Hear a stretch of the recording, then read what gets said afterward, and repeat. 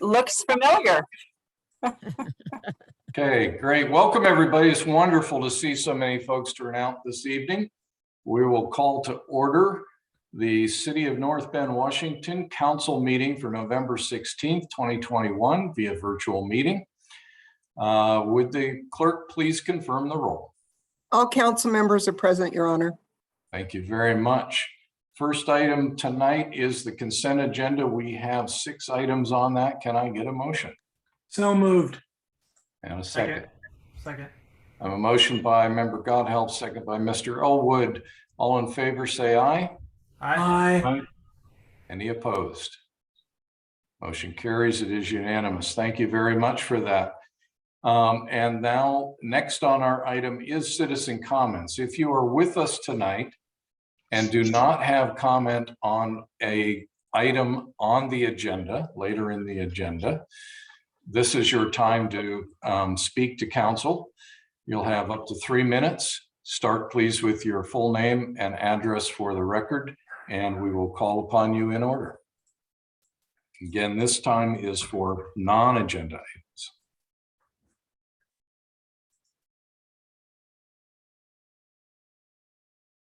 Don, we have anyone? Not yet. It's either in the chat box or by *9 if you need to speak.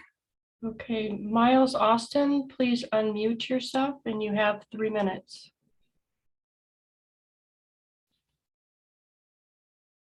Great. Can you hear me? We can, Miles. Thank you. Your Honor, I appreciate it. I've been interestingly watching all of your archives for the last month and a half, just to kind of get an idea of how all your meetings are working and everything. I've really enjoyed it. I think there's some good conversation going, and I encourage you to really keep up your Snoqualmie Valley School District push right now to get maybe some equity or perceived equity back into what's going on. But that's not what I wanted to talk about. Okay, thank you, Miles. Before you go on, would you state name and address for the record? Yes. Miles Austin, 254 Southeast Orchard Drive, North Bend. Thank you. What I wanted to just get on the public record tonight was a concern I've been watching for a while develop. I live at that second roundabout right across from Les Schwab. I live in that series of apartments there. And about a month ago, maybe a little bit more than a month ago now, I contacted some of the folks in the city, and you directed me to the fact that Puget Sound Energy deals with your streetlights. I thought, great. I did that, sent in an email, went through the process, got a really quick response, said, yeah, 3 to 5 days, we'll have them done. It's now been over a month, 2 more emails, no response, and the streetlights are still out. The reason I bring that up as a little bit of a backdrop is that there are no lights at all on that roundabout where you go off of North Bend Way down Cedar Falls Way, what we call Cedar Falls Speedway. And there are no lights or crossing indications other than signs, which very frankly, very few people notice, crossing from on the North Bend Way side on the, I guess that'd be the south, over to Les Schwab. You've got a beautiful park over here. I've been in North Bend about 8 or 9 years, by the way. You got a beautiful park over at Torgerson. You got the new skate park and everything that lots of kids are going to or taking advantage of. And I will just tell you that, especially exacerbated since the time change, you have a problem because you have street lights that are out on that roundabout. 2 of them are out right now.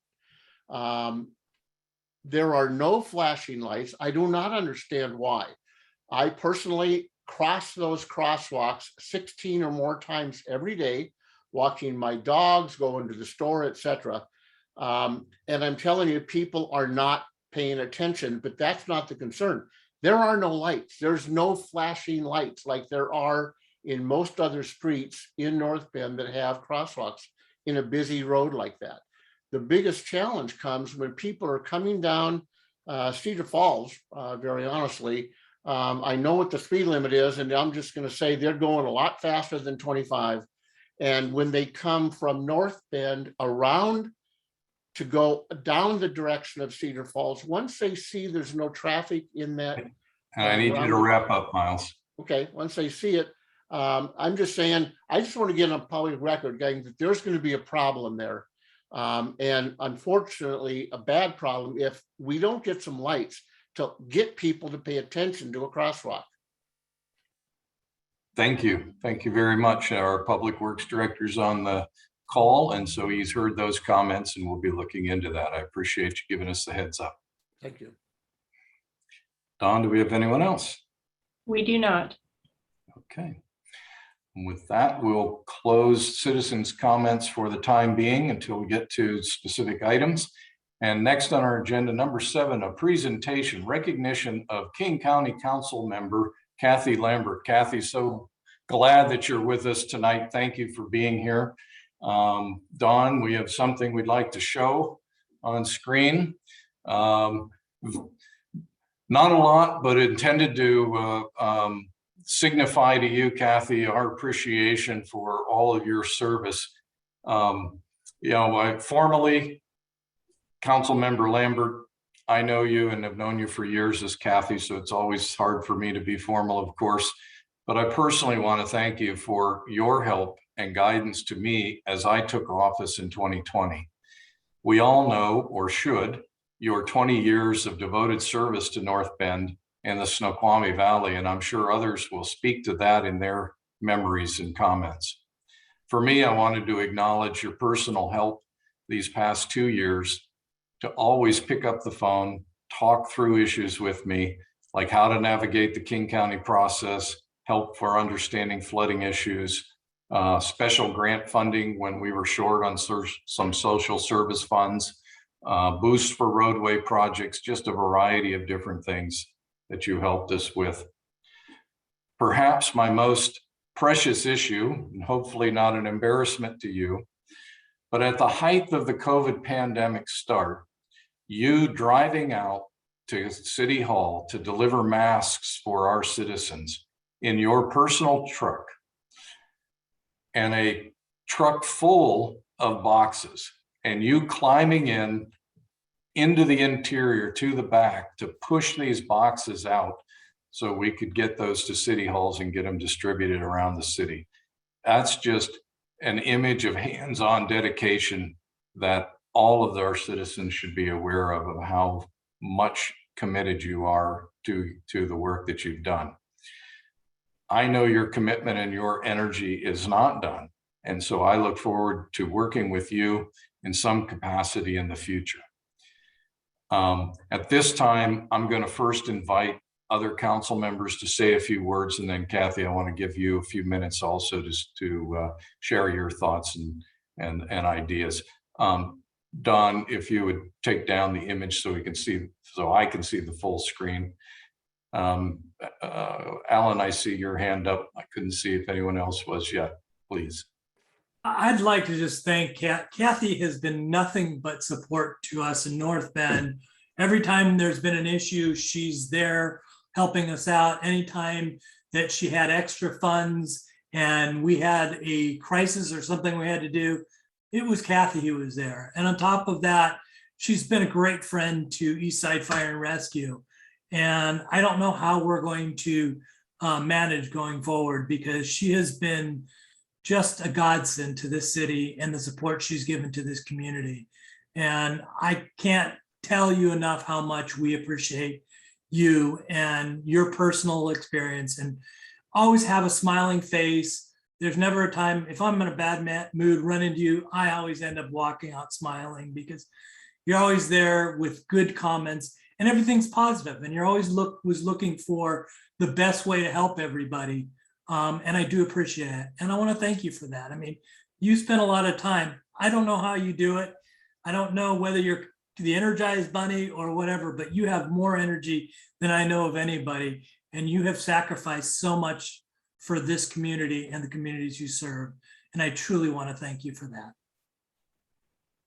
Thank you, Alan. Brendan? Thank you. And I would like to echo some of these sentiments and Your Honor, I think you said it perfectly. Hands-on dedication. My 6 years on council, with 5-6 years on council, I've gotten to know Kathy here and there, and I can say she is a relentless supporter of our communities and the communities that she represents. She set the bar incredibly high for anybody who comes after her, and that's a good thing because that's what we need. Your leadership and commitment to our community is nothing short of genuine, authentic commitment. And you've demonstrated that through and through. I can't think of one elected official I've ever had the pleasure of talking to and where your name comes up and it's nothing but praise and celebration and thankfulness that you have our back. And that's something that it's really hard to trust that anybody operating on the behalf of King County really has our community's back. But you demonstrated that time and time again. And I want to thank you for all that you've done. You've been an inspiration for me. I've looked at you as a bit of an icon on how I should step up for my own community. So I want to thank you for that. And you definitely, it's sad to see you go, but I know you won't go far, and our paths will definitely cross again. So thank you again for all that you've done for our community and the communities that you've represented. Thank you. Chris, did I see you wave a hand? Jonathan? Jonathan. There we go. Kathy, thank you for everything you've done for our community. You certainly are a beacon. I think anyone who ever wants to enter public service needs to look at you as the perfect role model. I've never seen someone work so hard at their job 24/7. You seem to always put the community above yourself. And you take phone calls on Sunday nights and you never rush someone off the phone. I know the last time we spoke, it was on a Sunday, probably went on for an hour. Never did you make me feel like I was taking up your time, which is so valuable. And you're always asking, what do you need? And that came out throughout that last time we talked was, what do you need? And we were talking about masks and COVID. And it was always about the community. But you truly are a role model for anyone who ever wants to enter public service. It's how it's done. You've done it right all along with dignity. And I can't thank you for everything you've done. Enough for everything you've done for the Valley, for the city. And for all of us here, I think every one of us as council members all have learned a thing or two from you along the way as how to be a good public servant. So thank you, Kathy, from the bottom of my heart. Really appreciate everything. Thank you. Mr. Ross Laubenbach. Wow, Kathy, we've probably known each other 16 years. And I have to say, I've never met anybody who I admired more in public service than yourself. You're somebody who makes it to all the meetings. You make it even when it's inconvenient. You come from one meeting and jump to another, from Snoqualmie Valley Governments Association to meetings at each individual town in your district to anything that has anything to do with the area. You were always there for us. And I don't think that's ever going to be surpassed by anybody. You really, really are a special individual. You're a super person and a fantastic public servant. I have to admit, when I first met you, I thought you were perhaps involved in illicit drug trade because I didn't know anybody that carried 3 beepers and a cell phone. But you do communicate effectively. You multitask better than anybody that I've ever met. You have your background coming to public service is outstanding. I know you were an instructor, a teacher at one point, and you even managed to admonish Mr. Rosen and I for passing a note during a meeting at one time. These are some of the memories that I cherish.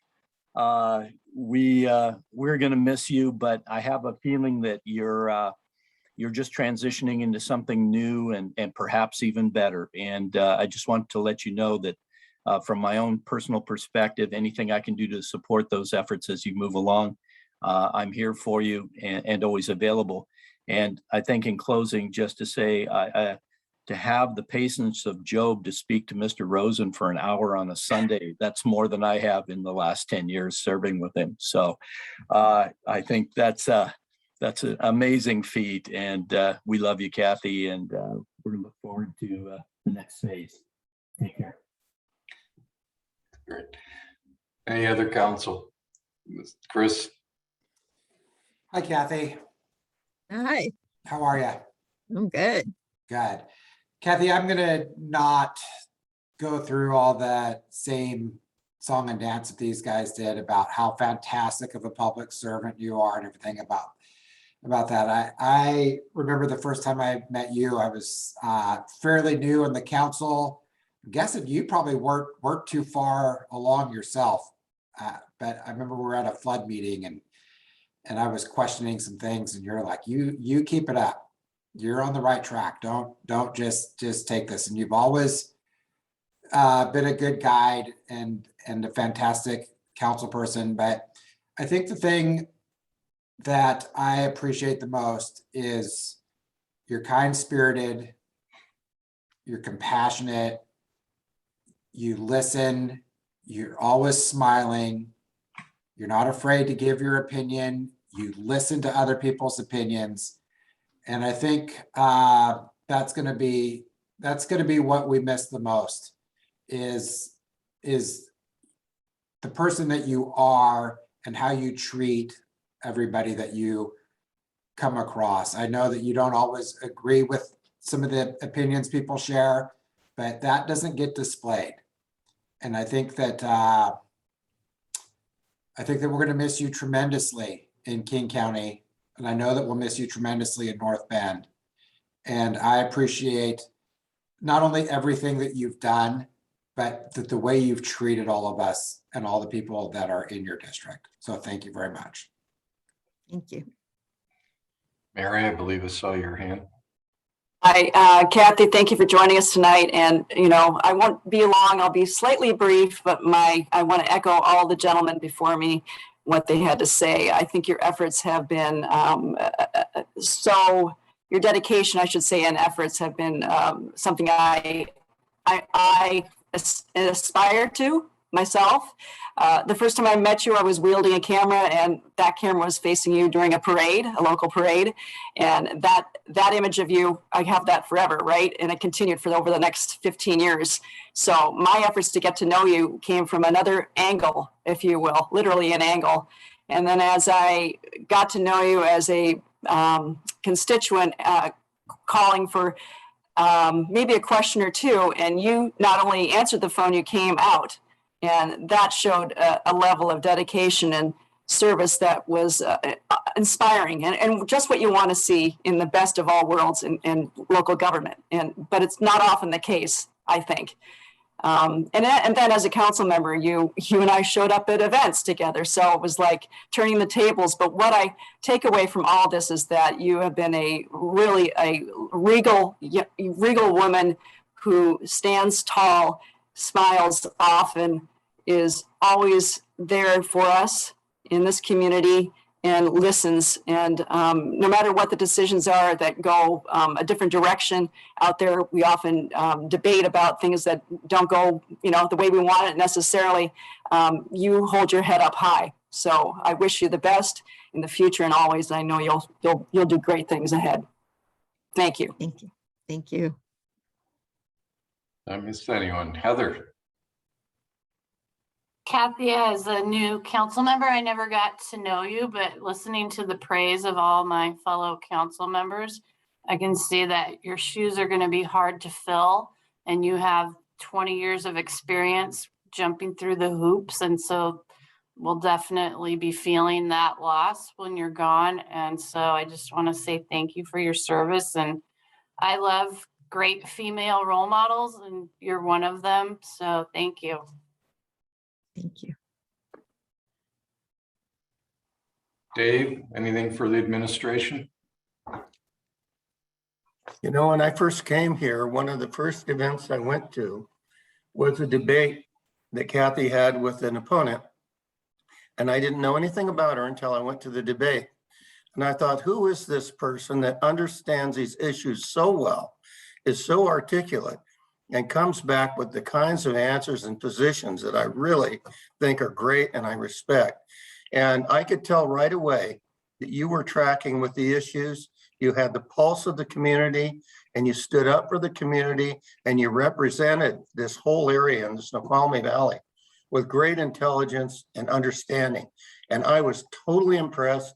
And every time I run into you, whether you're giving a presentation at Snoqualmie Valley mayors, at breakfasts or dinners, you're always there. But whenever I saw you dealing with issues, I thought you were amazing in your grasp of issues and took great positions, and were very humble and listened. And I just have the greatest respect for you. You're going to be successful at whatever you do. And thank you for serving us. Thank you. Okay. Kathy, I know that you know lots and lots of the staff here, including many of the other directors that are on this call.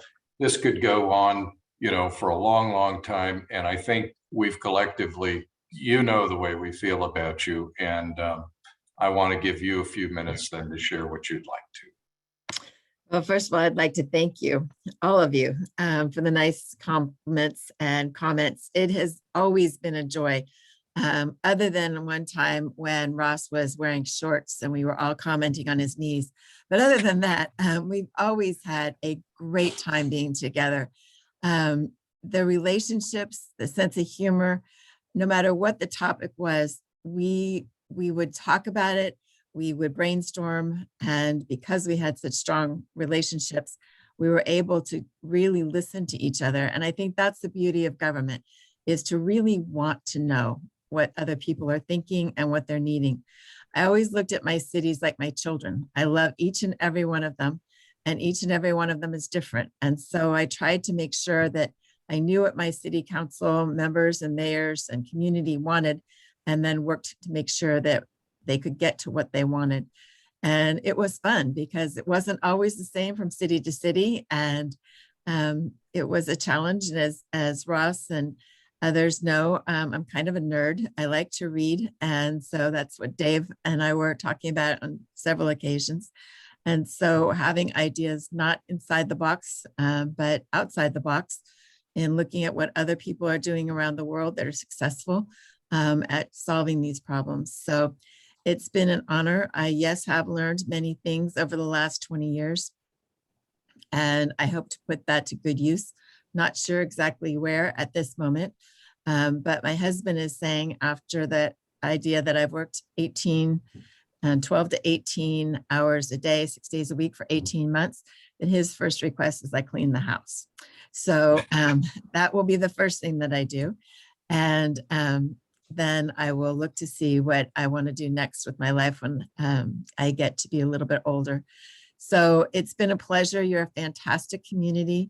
And the gentleman that was on earlier talking about the lights, that's one of the beauties of the community, that people will step up and say, this is how we make it better, because everybody is pulling together. And that's what I hope will continue, is that you stay together as a community. There's lots of divisiveness in politics today, and that's not healthy. And so as soon as you see that, please remember that you are North Benders.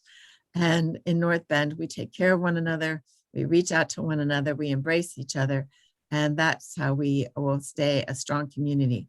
I'm not planning on going anywhere, so I'm around. And if there are parties, Ross and others, I'm happy to still come and visit and hear what's going on. And I thank you for taking the time tonight in your busy schedule to say thank you. And I, in turn, want to thank you for being so wonderful to work with, and hope that your future as a city is always bright. Well, Kathy, I was going to say that if you need a volunteer cleaning crew, I'm sure there's a few of us that would be more than happy to come up and bust it out. And, you know, knowing these guys, adult beverages are always in order at non-city work parties. So you let us know if you need some help. You know, even if the house is clean, I might decide that I will have a work party that's mostly falling around visiting. So we can work hard at those beverages. Thank you for the offer.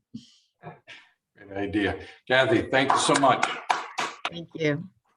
Thank you very much. Best wishes. And like I said, I'll be around, and there's many topics that are still very important to me.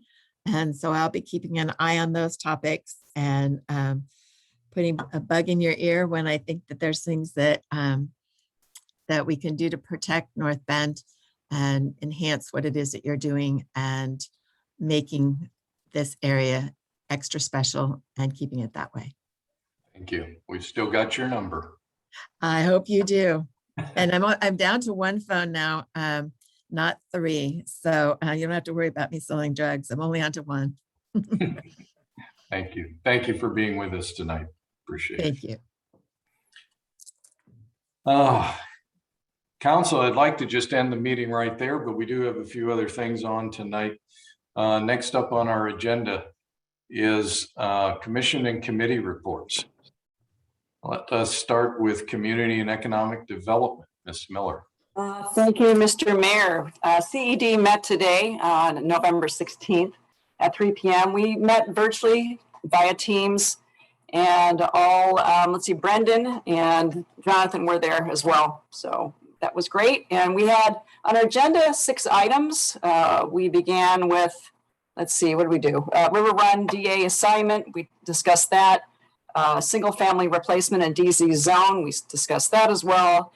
We went over grant applications and also had a presentation from Snoqualmie Valley Mobility Coalition resolution from Jamie and Selwa, and Alpental warehouse discussion. We had that as well, and EV standards. So it was quite a loaded agenda, and we meet again in December on the 14th at 3 p.m. Looking forward to that. Thank you, Ms. Miller. Finance and Administration, Mr. Godhelm. Thank you. The Finance and Administration Committee met November 2nd, and we discussed the ordinance amending the solid waste rates. We discussed blanket purchase orders, which is a yearly cleanup item that we do. We discussed the ordinance setting the 2022 property tax levy, which is on our agenda tonight. And then we discussed the 21-22 mid-biennium budget modifications. That is all. Thank you. Ms. Cullen, Public Health and Safety. Yes, Public Health and Safety, we met on November 9th at 4 p.m. via Microsoft Teams. All right, we had a fire update by Chief Clark. He told us that they lost 13 firefighters related to the COVID vaccine mandate. They have a total of 25 vacancies, but all new hires should be up and running by June. They have a project working on wildfire preparedness and community preparation. We next had a police update by Captain Almquist and Chief Phipps. They lost 3 officers to the COVID vaccine mandate, but they have made some adjustments to officer shifts, and they still say no call is too small. We talked about the appointment of Municipal Court Judge Stewart, and we have a new contract with SCORE, which is South Corrections entity, and it's for jail services. This is located in Des Moines and is a backup to the Issaquah jail, and it's for medical and mental care if needed. And that's it. Thank you. Mr. Loudenbach, Transportation and Public Works. Thank you, Your Honor. We last met on October 26th virtually. Topics included a closeout of the Park Street Pavement Overlay Project, a DER with DR Horton for the Tree Farm subdivision. We had a architectural contract design award for the train depot rehab. For those of you who don't know, we're going to be replacing the roof and making some minor modifications to the train depot. We had a contract with King County for the CDBG, Second Street Street Improvements Project, Storm Drainage and Transportation. We ratified or suggested ratification of the East Side Transportation Partnership Agreement with the City of North Bend. And we authorized professional services contract with Crazen for the wastewater treatment plant, HPI Phase 2 special inspections. And we also had a robust discussion of the potential for a downtown collective for stormwater drainage. that may be something that we want to consider, and that Mr. Rigos is heading up doing a prospective project on. And that's all we had. We'll next meet on the 23rd of this month at 4 p.m. virtually. That's it, Your Honor. Thank you. Mr. Garcia, you're down to 2, buddy. Mayor think Pro that- Tem's report. Heather, you had a quick comment? Can I add to the Department of Health COVID update that I was part of that meeting after you go? Oh, yep, I'll call you back for that. Okay. Yeah, two work studies. Sorry, that was just, say good. I just gotta say goodbye to Kathy was probably one of the most heartbreaking things I've done sitting up here, and I'm just not good right now. We met on October 26th and went over the budget. Biennium, we did human service grant funding and decision cards. And on the 9th, we did a ULID update and mitigation update. Had an executive session about potential litigation. I think that was the last scheduled work study we will have for the year, unless some kind of emergency comes up and we get to come back the day after Christmas. So that's my update today. Thank you, and we are not planning any emergencies. Mr. Godolph, back to you, Eastside Fire and Rescue. I agree with you, Chris, but I'm hoping that it's not goodbye, but see you later in another role and support with Kathy. So I don't see her going away long, and we'll be glad to see her back. Anyways, the Eastside Fire and Rescue Board meeting met November 10th. During the fire chief briefing, it was relayed to us exactly what Heather says, that there will be, the goal is filling 25 vacancies, half which are due to vaccine mandates. The other are just pure retirements that came through. As we always talk, we discussed PFAS. It was reported that we installed the mitigation barrier at HQ and we'll be monitoring for 6 months. And that's a barrier to help keep the PFAS from leaving the site and going into the drinking water stream and everything else like that. DOE has earmarked some funds for us to use in 2023, and we'll be working with details on how to use that. Another thing that happened is we discussed the fact that PFAS is now categorized as a hazardous substance, and the department will be required to utilize what is referred to as MOTCA, but what that means, Model Toxic Control Act, to process the mitigation, and we'll be under those circumstances. We also had a great presentation by the Deputy Director for Masano about Noxalon leave behind kits. So those are the kits that if you have overdose, and that helps bring the people to life. And we now have got a program where if we've got an ongoing person who has issues, that we can leave a couple of those kits for the families to administer if needed. We approved a couple of bills. It was recommended that we approve our administration policy, or minimum staffing level. That was changed because of the COVID number of personnel we lost for COVID. We had to make some changes to be able to continue to meet our standards. We also authorized the chief to sign an interim administration service agreement with Mercer Island. As we discussed the last time, we have been covering the fire chief services for Mercer Island, and this will now include deputy chief services as we move forward. We reviewed our legislative agenda and annual calendar, and look forward to approving those at the next meeting. So next year we've got a legislative agenda that will go to all our meetings that's consistent between not only our partners, but Eastside Fire and Rescue.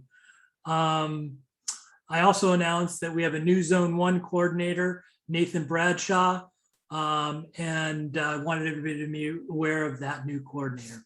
That is all tonight. Thank you. Ms. Collin, back to you. Yes, so today we met with Sound City Association's public health update on a COVID update, and that was at 10 a.m. via Zoom. They say King County is moving in the right direction and have more vaccinated people than any other county in the country, which is amazing. However, we are still considered a high transmission community, so we still need to take precautions. We are currently seeing 283 COVID positives per day. Eastside has the highest number of vaccinated at 90% having their first dose already. 5 to 12-year-olds are getting vaccinated, but the demand is higher than the current supply. So the supply should be up to par by beginning of December. And if you wanted to have easy access to sporting events or concerts, there's a new thing called Verify Washington, and you can put in your information to get a QR code, which makes it more convenient pulling it up on your phone. That's it. Thank you. Do we have any other regional reports? Okay, seeing none, we'll move on. Ms. Deming, commission reports. Thank you, Council. The Planning Commission last met on October 15th and provided their recommendation on the proposed amendments to the hotel land use performance standards. The Planning Commission will next meet at a special meeting on November 18th, given Veterans Day last Thursday and Thanksgiving next Thursday. We're just having one meeting in November, and we'll discuss potential amendments to the city's street lighting requirements. The Parks Commission met on October 27th. They were briefed on park projects that city staff were applying for grants to fund in the near future, as well as grants that SkyView staff is applying for. The Parks Commission was also briefed on council budget discussion regarding funding towards park-related improvements. When council approves the 2022 budget modification, these will be added to the Parks Commission work program for the next year. The Parks Commission will next meet on December 15th, special early meeting time given the holidays, and we'll discuss the work program for 2022. The Economic Development Commission did not meet last month, and the next meeting is scheduled for November 23rd. Thank you. Thank you very much. Did I miss anyone? Didn't think so. Good. Next on the agenda, item 8. AB 21-128. This is a continuance of the public hearing on the ordinance adopting the 2022 property tax levy. Ms. Masco, did you need to give any update before we continue with public comment? No, I won't rehash the presentation that we gave at the last council meeting at the beginning of the public hearing. As always, the numbers will continue to change as we get closer to the deadline for filing. But they have not changed significantly.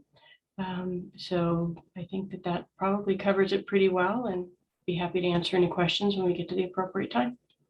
Thank you. Then at this time, we will continue the public hearing. I have the time at 7:39. If you're a member of the public and wish to speak about the tax levy, please indicate in the chat box or by *9 if you are on your phone. We'll pause just a moment to give folks a chance to respond. Mark Jocelyn, please unmute yourself and you have 3 minutes. Mark Jocelyn, 425 Southeast 5th Street. Good evening, Council. Councilwoman Lambert, I appreciate the opportunity. As Councilwoman Lambert said, as North Benders, we take care of one another. I think voting in favor of option 3, the allowable 1% increase plus bank capacity, meets this standard and achieves this goal. I believe council's mission is to look after the city, to adequately fund it, and to work to support it as best they're able. I view this small increase like a pension. Skipping a small increase now multiplies into the future in ways that are unpredictable and seem short-sighted to me. Staffing is the majority of the general fund expense. I believe the COLA this year for staff is in the range of 2.5% to 3%. So that's a very significant increase against obligations that the city has to adequately fund itself moving forward. All of the money that is collected flows to the general fund of all the taxes that we pay in our life. Money to the city of North Bend is a 100% return on investment, folks. It stays here, it stays with us. It's up to you to spend it and spend it wisely, and I trust you to do so.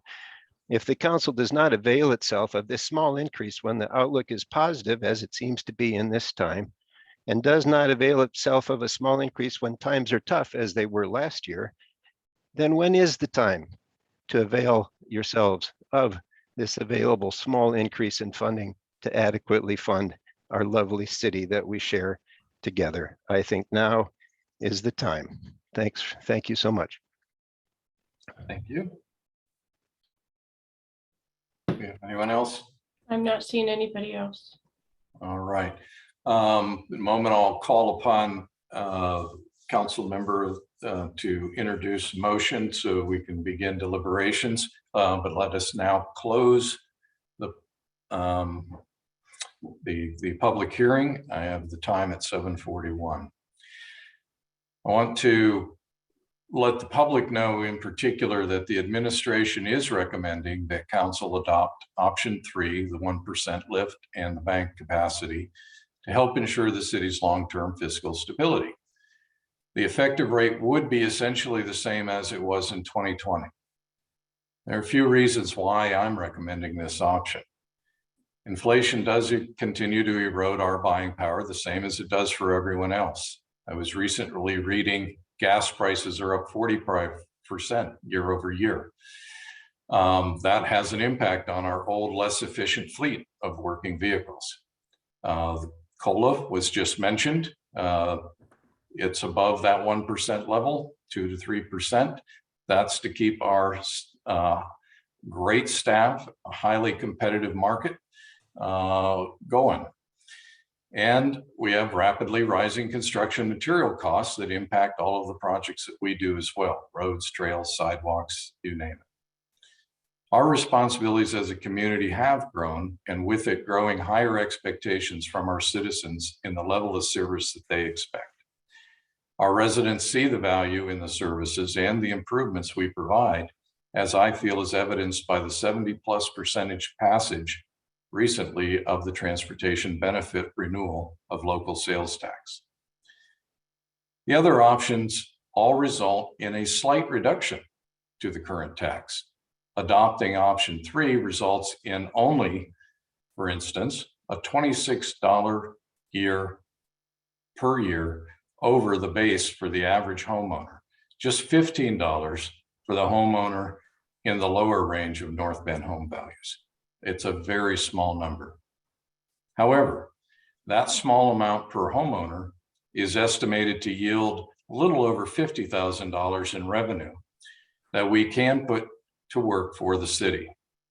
Just a small amount, but that could translate into, for instance, 200 more linear feet of sidewalk fixes or repaved road, 400 linear feet of new paved trail, or 250 linear feet of undergrounding overhead utilities.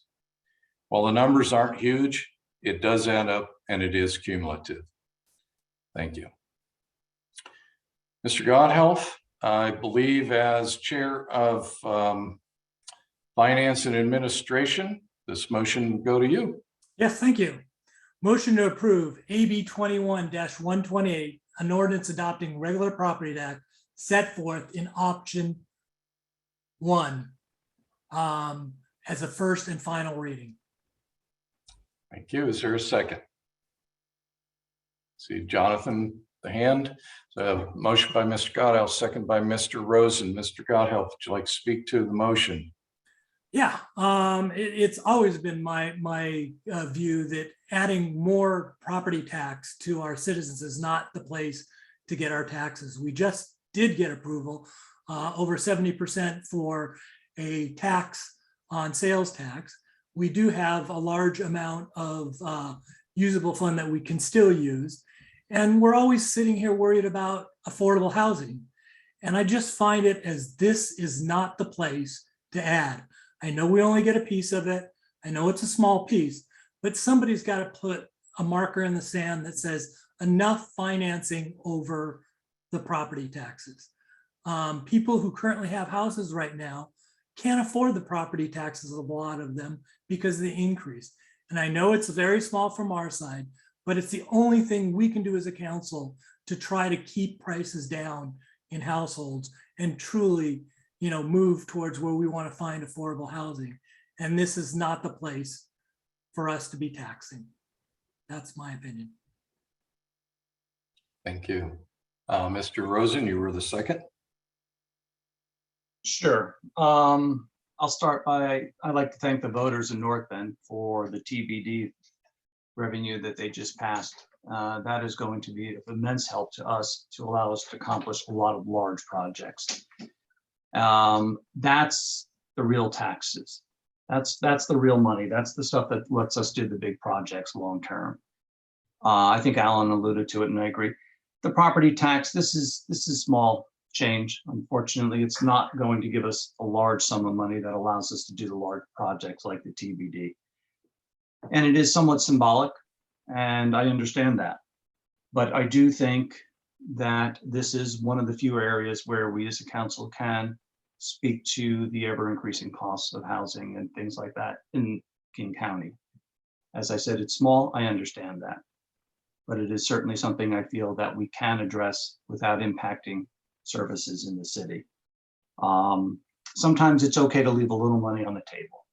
And I know, yes, we have the authority to take the 1% plus the bank capacity, which is everything we've said no to in the past. But it's all right to leave a little money on the table. I think things like that help us when we go to the voters for things like the TBD, where we really need that money. And they trust us to do it and to do the right thing with it. I'll keep it short. I know Mr. Elwood and Mr. McFarland wanted to hear me ramble on for hours today, as I usually do once a year, but I will leave it at that and let others speak to this as well. Thank you for listening. Thank you, Mr. Rosen. Anyone else like to speak on the motion? Mr. Elwood. Thank you. I too will try to keep it brief. I disagree with the motion as presented, and I urge my colleagues to not approve the motion as presented. I think option number 3 is the right approach here. I think the key words, and thank you, Mayor, for listing out quite a good list actually of where these dollars are usable.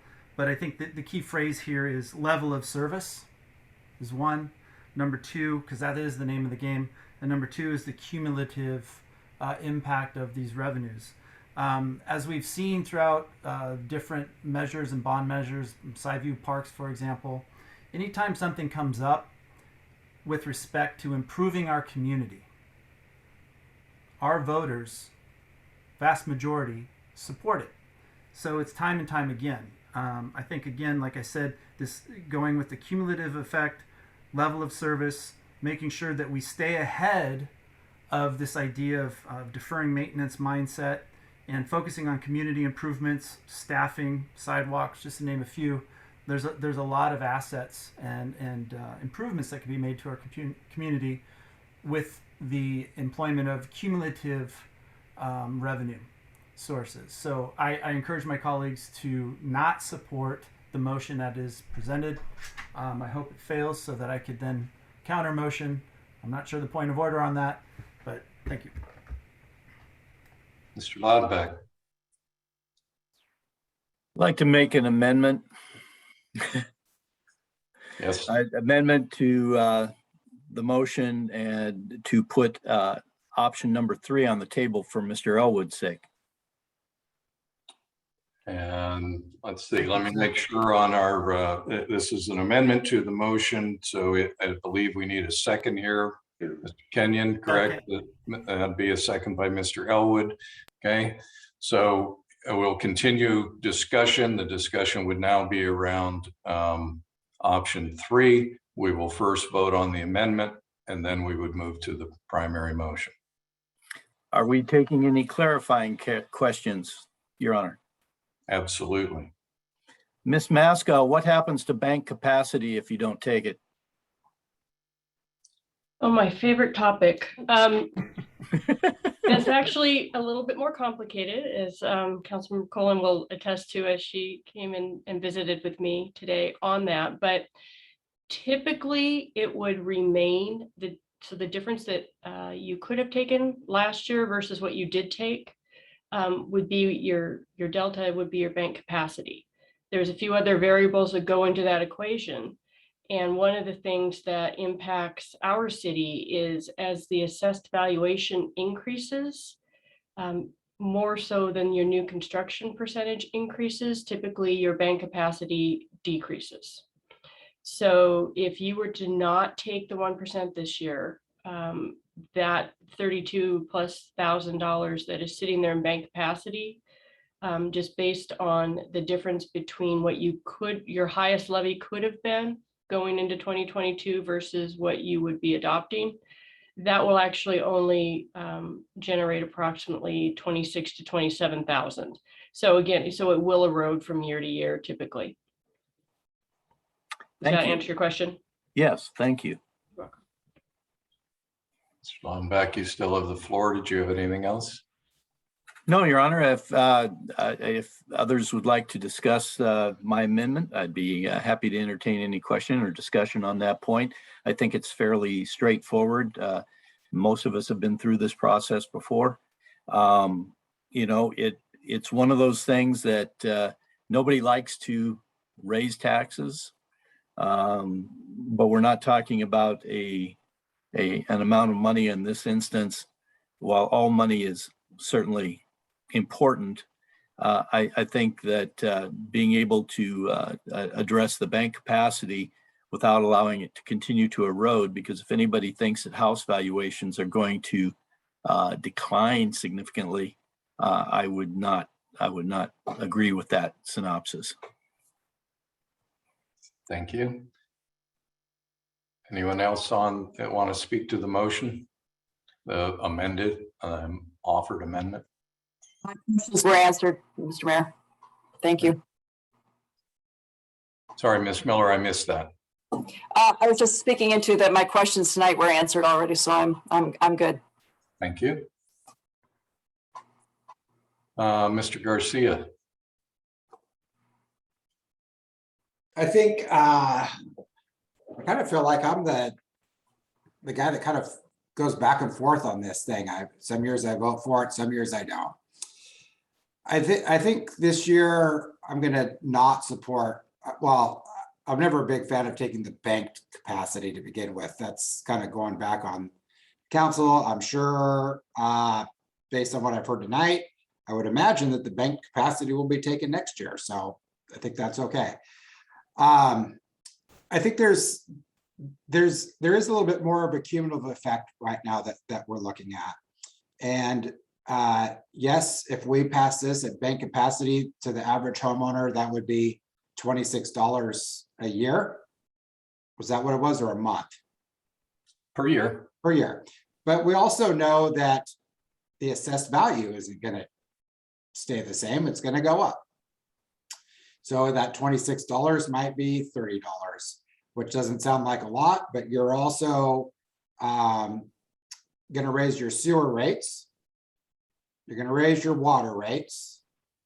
The school board's talking about coming up with a levy that's going to raise your property tax, assuming it passes, right? So it's a cumulative effect.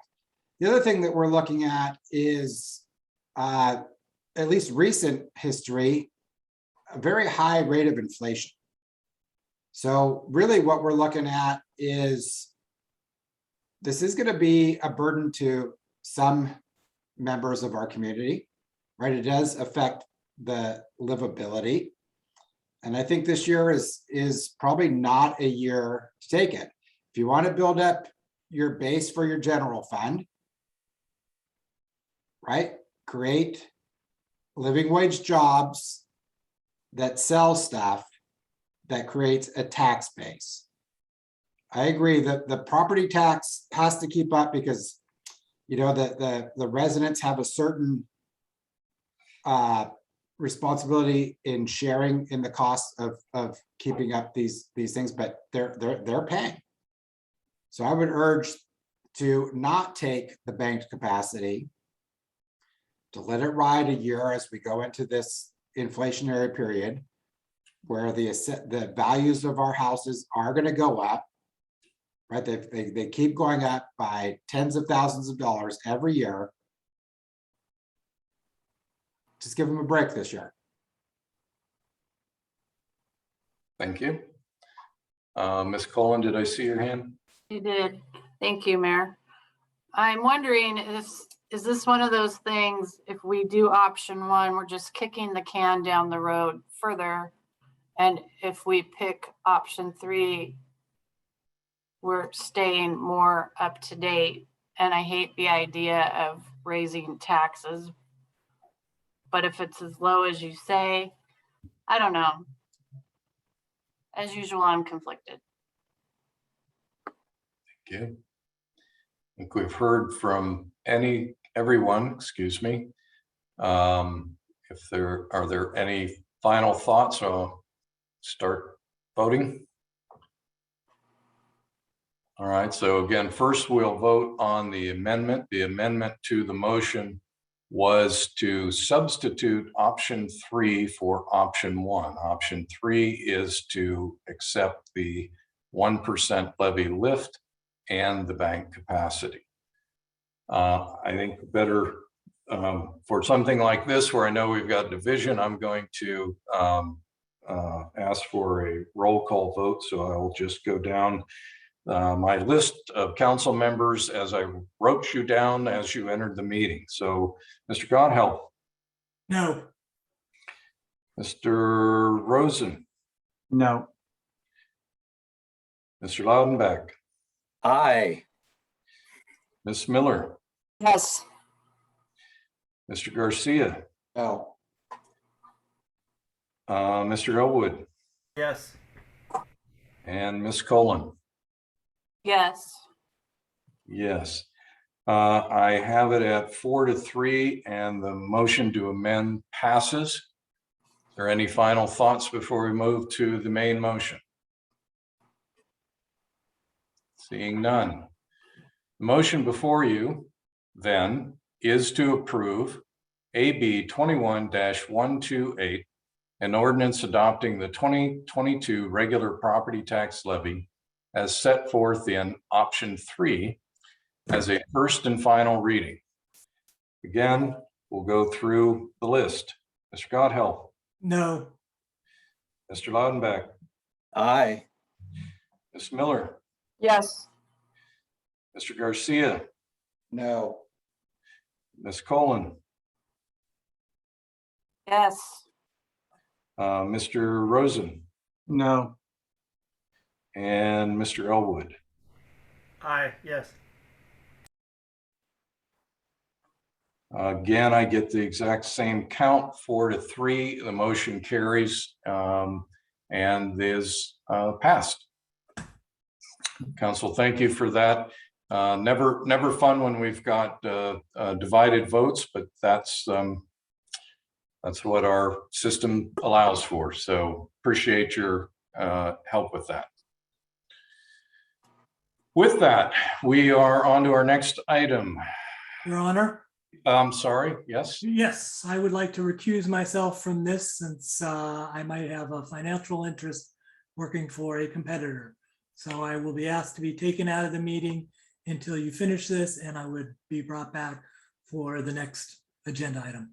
Thank you, Mr. Godhelp, for that reminder before I called it. Ms. Mascow, would you please put Mr. Godhelp into the waiting room?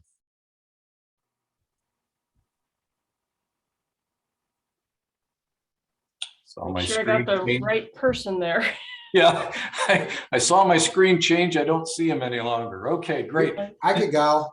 Is it really that Yeah. easy to Sorry. silence him? Yeah. We only allow one at a time. Yeah. Item 9 on your agenda is AB 21-129, an ordinance amending the taxes, rates, and fees schedule regarding solid waste and recycling rates. Ms. Masco, it's all yours. Thank you. Actually, it's kind of mine, but what you have before you tonight is the ordinance increasing the solid waste and recycling rates for 2022. As you are aware, the city has a contract with Republic Services for our recycling solid waste services, which we have exercised the option to extend the contract twice, once in once in 2019 to extend it to end of 2022. And then you just recently in October extended the contract for a final 2-year option until the end of March 2024. The city will be working on putting out an RFP for solid waste services going into next year. But for now, this is the contract that we have before us. And in that contract, it allows Republic Services to pass along to our citizens and its users an annual adjustment based on the Consumer Price Index from June to June for the Seattle, Tacoma, Bellevue metropolitan areas.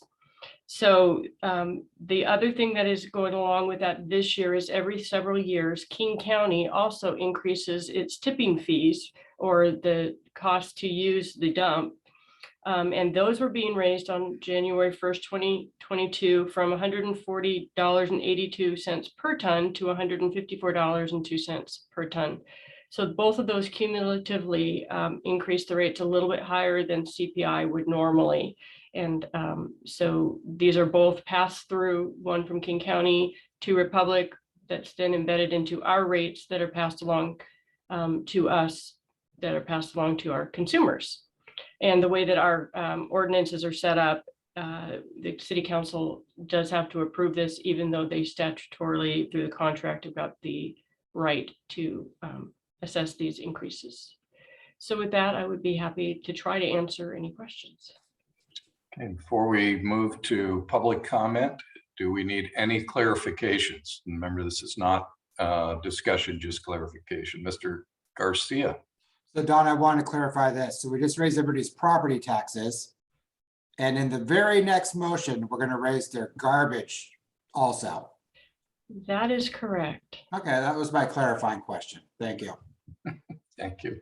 Mr. Elwood, clarifying, Yeah, please. clarification, it's not the city of North Bend that's raising it, right? The Republic Services is the initiator of this. Is that That is correct? correct. Okay, and the property taxes that we just went through are people, well, I'll just leave that one alone for now, but. Thank you. Thank you. Public comment. If you are a member of the public and wish to comment on this item on the agenda, please indicate in the chat box or by *9. We'll call upon you. You'll have up to 3 minutes, and you'll start with your name and address for the record. I am not seeing anybody in the chat box.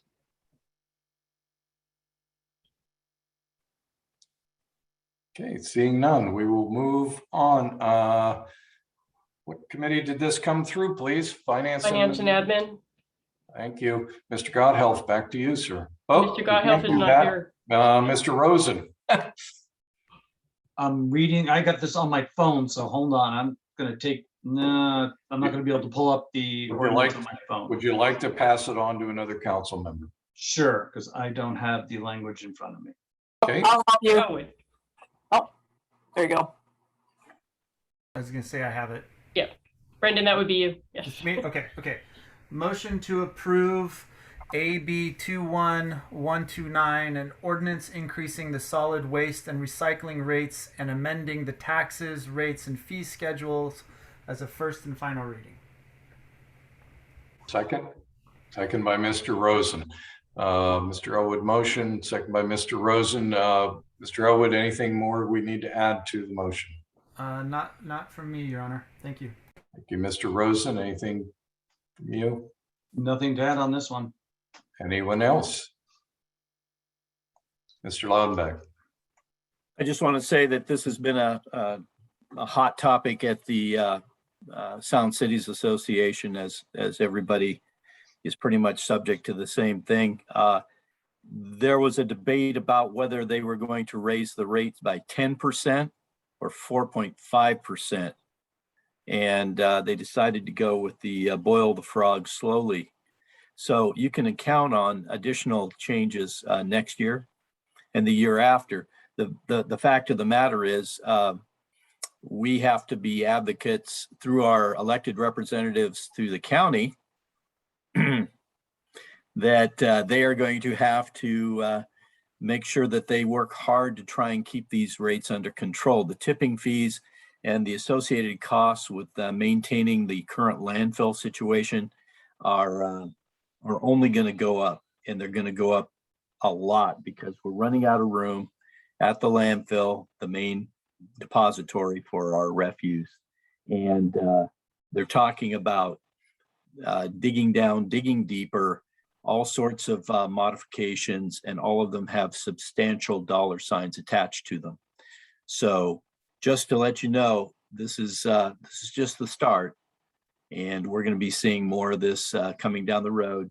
And we're all in the same boat. We all have to pay the same thing. It doesn't matter who your carrier is. They're all subject to the same tipping fees. So just keep that in mind.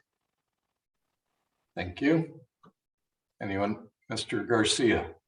Yeah, I mean, I do understand that this is a pass-through from another company, but you know, it is a cumulative effect. We actually, while we don't set the rates with Republic or whichever trash vendor we use, we do require it. Right, it is mandatory if you're in the city of North Bend that you have garbage, and I couldn't imagine not, though we do have a transfer station up the road that people could go to. It's scary to think that 10% cost of this is on its way, but I do agree with what Ross is saying. It's a bigger picture than just this contract with the city of North Bend. I don't think that Republic is doing us wrong here by any means. I think they've been a good vendor. I think that they're trying to be fair and reasonable about their pricing, but you know, like I said, this is what I was mentioning before. It's the cumulative effect of all these cost increases that make it more and more expensive for people to live here. Thank you. Councilmember Garcia, if I could just elaborate on that a little bit. The Republic is limited to a CPI adjustment. The 10% that Councilmember Lautenbach was referring to is King County's tipping fee that's being passed on through. So yeah, Republic doesn't have a choice in that either. Yeah. Thank you. Anyone else? All right, seeing none, the motion before you is to approve AB 21-129, an ordinance increasing the solid waste and recycling rates as amending the taxes, rates, and fees schedule as a first and final reading. All in favor? Aye. Aye. And hands, and those opposed. Motion carries 6-0 with Mr. Godhealth out of the room, reclused. Thank you. And if we would invite him back in, please. Do we get to vote on that? Yeah. I know the way that vote would go. So no, you don't. All right. We have you back. There's Alan. Welcome back, Alan. They wanted me to take a vote on readmitting you. Next on our agenda, item number 10, AB 21-130, an ordinance amending North Bend Municipal Code 18.10.050 regarding hotel performance standards. Mr. McCarty. Thank you, Your Honor and Council. So the city's municipal code contains land use performance standards in that chapter 1810.050 that provide regulations specific to certain uses that are in addition to our usual development regulations. So among those performance standards are hotel and motel performance standards, section 2.6 or 2.16, and those govern the design of hotels and motels. So amendments are proposed to those performance standards to enable the construction of a hotel within the interchange commercial zone, which might not otherwise be feasible given the existing height limit of this zone and provisions of those existing performance standards. So for some background on this, a developer representing Wyndham Hotels approached the city wishing to construct a hotel at the North Bend Premium Outlets property, where the Vanity Fair building is currently located, which is in the city's interchange commercial zone. So let me briefly share my screen to show where the interchange commercial zone is located. And I need permission to share the screen.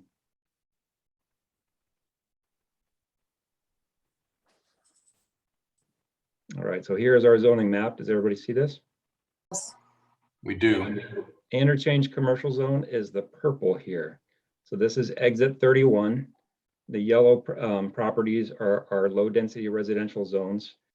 And those are distance from the interchange commercial zone by I-90 and by the turquoise, which is another zone, that's our interchange mixed use zone. So this is exit 31 interchange commercial zone. Also over at exit 34, we have interchange commercial zone. That was, I'll get to this later, but that was removed from the proposal for considering for an expanded height limit within this zone. Back to my notes. So currently that height limit within the interchange commercial zone is 35 feet. And 35 feet in today's real estate market for a hotel is not really a viable height for a middle of the market hotel. And so that would likely prevent this potential project from occurring within the interchange commercial zone. For many years, the city has desired to see a new hotel constructed within city limits. There's many reasons for that. A new hotel would provide a lot of service to North Bend residents and visitors. So as you're aware, we only have older budget motels within the city.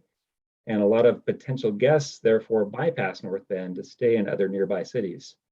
A hotel, if built, would bring opportunities for lodging for activities like sports league tournaments, festivals, events, lodging for guests, as well as just relatives when they come to visit.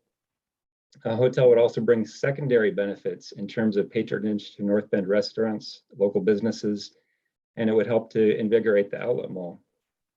So supporting the development of a hotel within North Bend is also consistent with policies of the city's comprehensive plan and the purposes of the interchange commercial zone.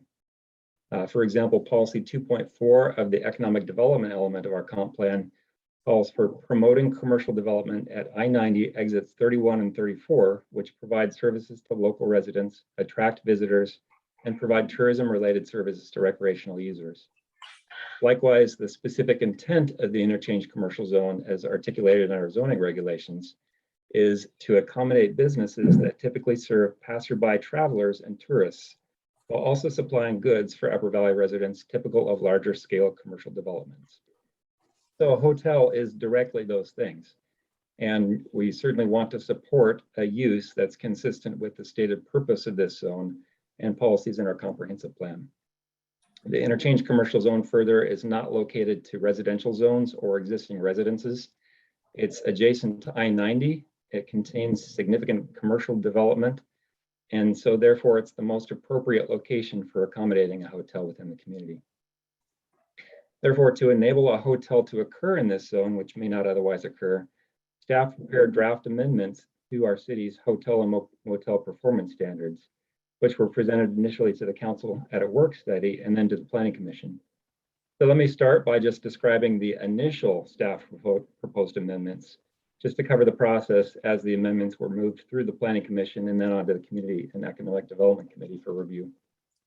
So I'll also describe the revisions that were made by the planning commission in coming to the recommendation, and then later discuss the revisions that were also made by the community and economic development committee to get to the final version that's before you tonight. So those initial amendments, the first part of it was to increase the allowed height for one potential hotel within the interchange commercial zone at exit 31, and originally one hotel within the interchange commercial zone at exit 34, up to 65 feet, and then originally again, allowing for an additional 10 feet for limited rooftop architectural features subject to providing certain amenities. In their recommendation, the Planning Commission removed the limit on the number of hotels from this draft standard. They felt that this was overly limiting and benefiting to the first applicant, so they removed that number limitation. The amendments also propose to eliminate an existing requirement to provide balconies, recognizing that balconies may not be suitable in much of the year for North Bend's weather. The amendments eliminated 9-foot ceiling height for hotel rooms. They updated sign standards for hotels, recognizing that signs are located on multiple sides of the building. The initial amendments provided an allowance for administrative adjustments to the city's design standards, recognizing some of those standards don't contemplate the design of hotels, which have differing building requirements than typical retail or office buildings. The Planning Commission in their recommendation removed that draft standard from their recommendation. They felt that the existing deviation process that we have in our design standards was sufficient to address the potential need for deviations. And then finally, the amendments proposed a 30-day maximum stay for hotel guests. So the Planning Commission held a public hearing on September 23rd. They received a lot of written and verbal comments on the proposed amendments. The written comments that they received ahead of the hearing are in your packet in the Planning Commission report. Additional comments were received following that hearing, and all of those were provided directly to council via email. So we received comments both in support of the amendments, which generally noted the importance of having a hotel within North Bend, as well as against the amendments. And most of the comments that were against the amendments centered on concerns about the impact that increasing the allowed building height would have on views and the visual character within the city. So these visual concerns were noted as very important in both the Planning Commission review and the CED Committee's review. Those were evaluated throughout the review process. And I just want to touch on a few of those. The first one being views from residential areas. So again, the interchange commercial zone where this increase in height would be allowed is not located to any residential areas. Again, separated by neighborhoods from I-90 and other land uses. Also, the views of the iconic rock face of Mount Si. That is an important gateway feature as people come into North Bend at exit 31. And so preserving that view is very important. The only viable area for a hotel within that interchange commercial zone at exit 31 would be at the Outlet Mall property. And that is outside of that view shed of the face of Mount Si, a little bit further to the west. Also at the Outlet Mall in the interchange commercial zone, the building would be located behind a row of existing mature trees along Bendigo Boulevard, which would remain and be protected, providing screening of the building. The CED committee in particular felt that that was a very, very important character defining feature to the entry to the city. And so I'll come back to that a little bit later in describing some of the additional amendments that they provided in the standards. So subject to those two revisions that I noted earlier, not limiting the number of hotels at 65 feet and eliminating the performance standard, giving additional discretion to the CED director, the Planning Commission did recommend approval of the draft amendments. So subsequent to the Planning Commission's recommendation, the Community and Economic Development Committee reviewed their recommendation on October 19th and on November 2nd. And the CED committee provided revisions to those amendments that differed from the Planning Commission's recommendation. So some of those edits, including amendments to the maximum building height within the interchange commercial zone, limiting it to just 65 feet without that allowance for the additional 10 feet for limited rooftop architectural features. They also allowed for a flat rooftop for buildings over 55 feet, just recognizing the need for a somewhat different design when you've got a building of that size. They recommended adding a standard allowing only one hotel at 65 feet in the interchange commercial zone adjacent to Bendigo, so exit 31, not allowing a 65-foot hotel in the interchange commercial zone out at exit 34. They provided some minor amendments to some of the color and material standards. They added a standard addressing the protection of trees and the protection of landscaping within the Bendigo Boulevard right away. So again, that character defining feature of those trees as you're coming in on Bendigo Boulevard into North Bend Way was really important to the committee. They added a requirement that frontage improvements, the sidewalks and utilities that would front the site, be located behind those trees so that the trees could be preserved, and required a preparation of a screening landscape plan that would be reviewed and approved by the city before construction, as well as implementation of supplemental frontage landscaping that would need to be installed no later than the issuance of clearing and grading permit. That would enable that landscaping to start to grow and mature before the rest of the project occurred to help provide more of that screening function. And then finally, they added a standard encouraging balconies, not requiring, but encouraging them as potential design elements. So subject to those amendments, the CED committee recommended approval of the draft amendments to the hotel and motel performance standards as you see in the packet tonight. City staff supports these amendments The amendments are consistent with the comp plan again, the purpose of the interchange commercial zone, and they support the development of a much needed use within the city, which might not otherwise occur. So let me turn it back to you for questions. Thank you, Mike. Appreciate that. Before we move to public comment, which if you want to make public comment, please indicate in the chat box or by *9. Do we have any clarifying questions from council? Clarifying questions only, not discussion.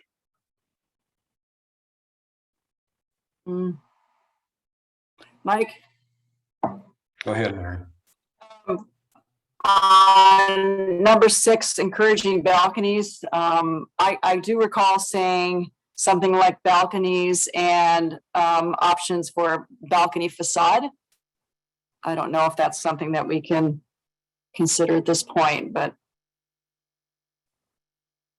So that is the last standard, standard S, on page 80. Right now, the draft standard reads balconies are not required, but are encouraged, whether usable or decorative. Right, okay, that's all. That's the language I needed to hear. Thank you. Great, thank you. Any other clarifying questions? Heather? Good. So the trees, I was driving by and I noticed there's trees all along going past the outlet mall, but then there's a fence and there's another set of trees behind that fence. Are those trees part of the city of North Bend, or are those trees behind the fence considered the outlet mall property? We don't have the benefit of a survey yet. I would guess if they're behind the fence, they would be on the outlet mall property. So that would be some subject to review. And again, they would be required to develop that kind of frontage landscape plan that would be approved by the city before they would be able to move forward with the project. So I guess, are we able to acquire those trees that are behind the fence for the screening? So it's on their property, but again, we would need to review that with that frontage landscape plan and determine that it would be overall consistent with the preserving of the landscape character of the boulevard.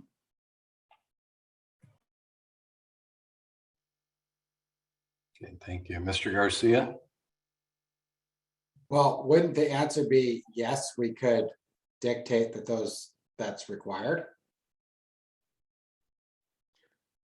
Yeah, I suppose subject to our review and approval of that frontage landscape plan, we could require supplemental landscaping on their property. Because isn't that going to have to be re-landscaped when they build? It will, yes. So could we make that a requirement? It could, as a part of that review of that plan. So they have a lot of things to provide in that area, the remainder of their utility and frontage improvements, that sidewalk. But we want to make sure that we are providing as much landscaping as possible to provide that screening function. Those trees are mature. You're never going to be able to replace that if they were to be taken out. And the outlet mall is huge. I'm sorry, I want to refocus here. 2 things. One, let's make sure that we're just asking clarifying questions before we start into discussion. And secondly, please recall that you need to focus on the standards. And I think in terms of thinking about a potential hotel that has been shared with us, be thinking about how the standards would apply if that applicant comes forward with a plan. I think that's important to be sure that, I think that's one of the things staff is struggling with, is how to answer you appropriately, because there's not actually a plan in front of them that they have to evaluate. So they're looking at what the code changes would allow them to do when they review a plan.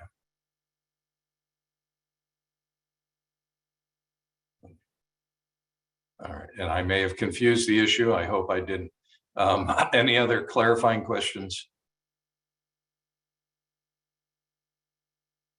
Okay.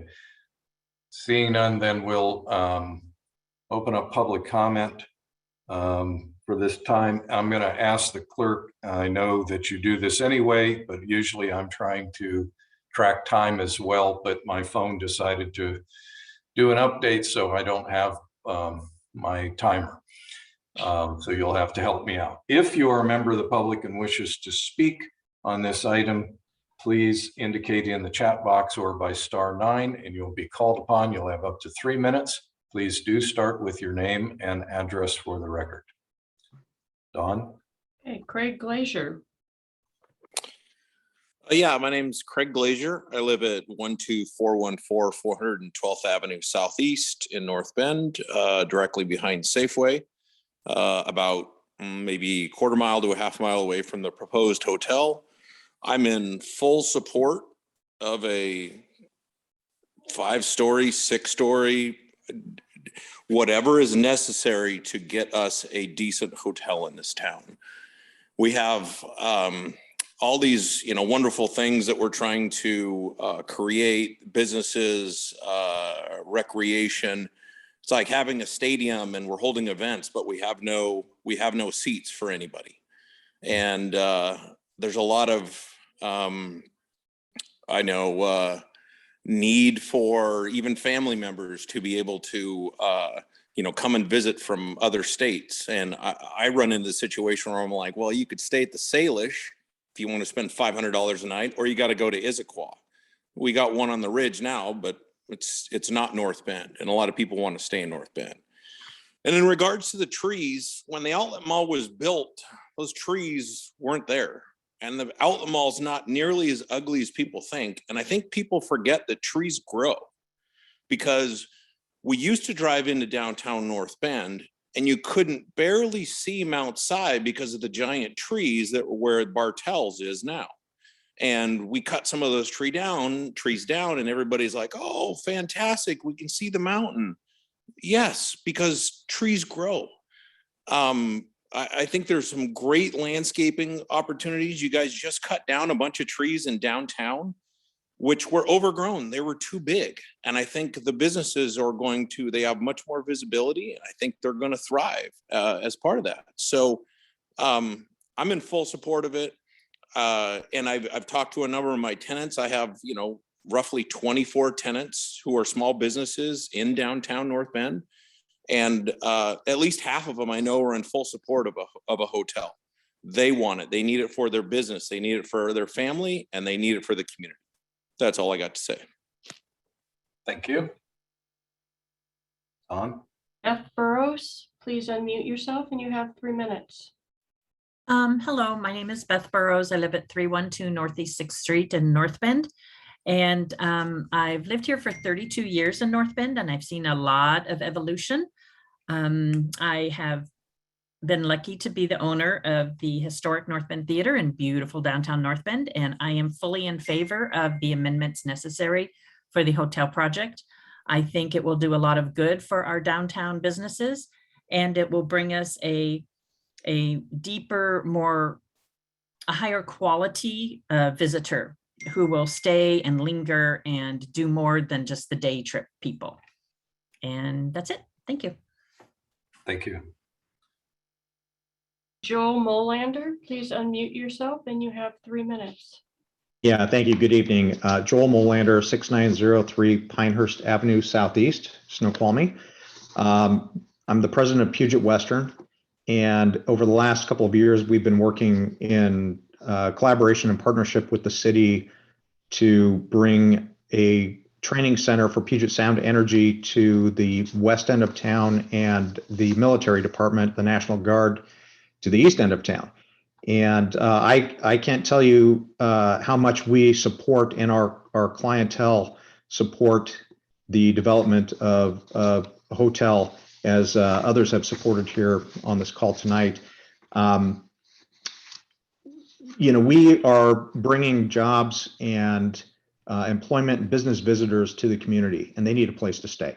It would be a real shame, as others have expressed, to see the business traffic, the clientele that we're bringing into town leave for Snoqualmie Ridge or Issaquah or other communities, and not have the city of North Bend benefit from the hotel revenues, taxes, et cetera, but also the businesses and the communities within North Bend.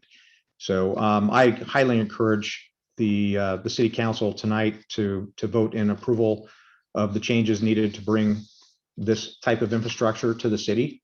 You're the gateway to the Cascades, and a hotel is desperately needed. Thank you. Thank you. Lucas Haynes, please unmute yourself and you have 3 minutes. Hello, my name is Lucas Haynes. I live at 43525 Southeast 76th Street, Snoqualmie, Washington.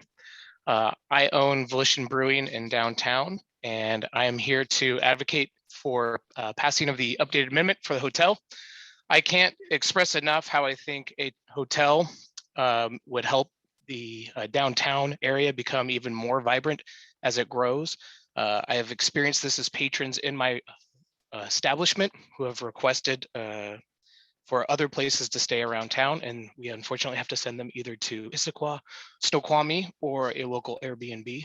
Additionally, I'm here as a representative of the North Bend Downtown Foundation, a nonprofit organization that is solely dedicated to advocacy of downtown businesses and creating a vibrant downtown corridor. And any number of businesses that I have speak to are in favor of this amendment change as well, and see it as a crucial growth infrastructure play as North Bend continues to grow in a smart fashion. Thank you. Thank you. Kevin Brewster. Hi, Kevin Brewster, 428 Orchard Ave Northeast, North Bend. I am also in favor of the hotel. It seems like a good plan, but however, I think, we can ask something in return of the hotel. I think keeping the trees is a great idea, and those additional trees, I think most people would prefer to look at the trees than a giant slab-sided hotel as they drive into town.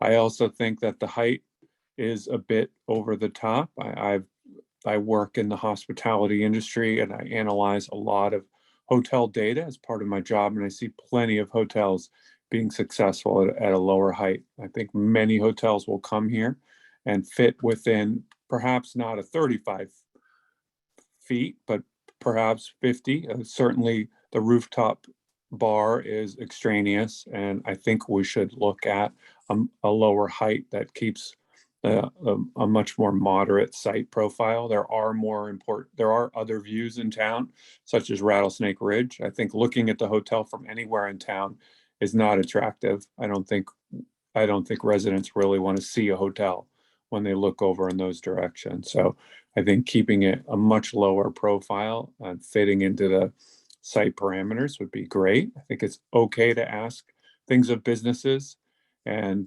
give them some guidelines. We certainly ask citizens quite a bit for zoning. So I'd like to see that cut back at least to 55 feet. Thank you. Thank you. Wendy Miller. Hi, Wendy Miller. I'm at 6814 Denny Peak Drive Southeast, and that's Snoqualmie. I'm also the owner at 1422 Bendigo Boulevard North. So my family and I, we are trying to develop the sports facility that is off of Bendigo Boulevard North, and this hotel is absolutely imperative to our business.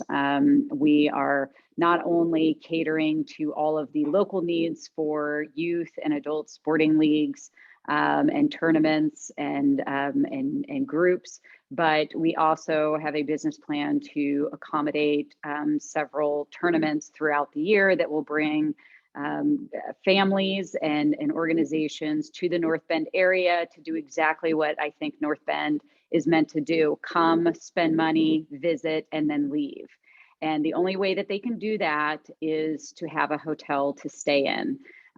We've listened for many minutes tonight, the council talk about taxes and having to tax our poor citizens of North Bend.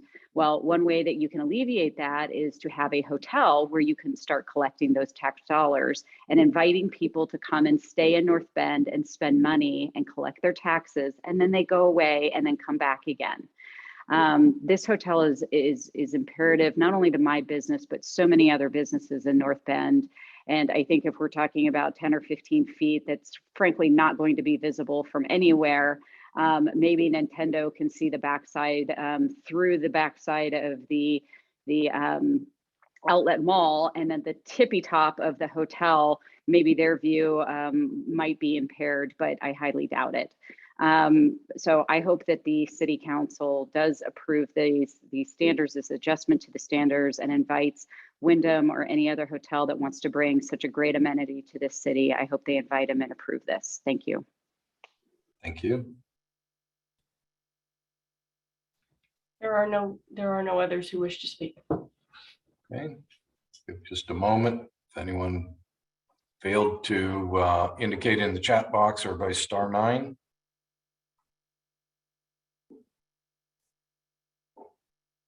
Okay, seeing none, look for an introduction. Ms. Miller, I believe this came through CED committee. Would you like to introduce the motion, please? Get off of mute. Thank you, Your Honor. I would absolutely love to make this motion. Okay, motion to approve AB 21-130, an ordinance amending the Rose in NBMC. Sorry about my cat in the background, by the way. Table 18.10.050, setting forth performance standards for commercial land use type 2.16 hotel and motel as a first reading. Can I get a second without the cat reference, please? I have a second by Mr. Rosen. Okay. Ms. Miller, would you like to speak to the motion, please? You know what, this has been a long journey. I feel it's very needed on so many different levels. My concerns were the trees, were the visibility, concerns of all citizens. I entertained all that along the way. I do think that we're on a road of great effort, setting forth with an example of one hotel that we do right, so we can set a standard that really goes forth saying we can do this and we can do this well, and bring more people to this town that really want to stay here and really explore and, you know, have a great time enjoying all we have here in downtown and beyond. So I'm excited. Thank you, Ms. Miller. Mr. Rosen, you were the second. Would you like to add? Sure. This was one of those issues that we got a lot of feedback from the community, and I thank everyone for getting in touch with us and letting us know where you stood on this. I'm sure all of us got a lot of emails on both sides of the issue.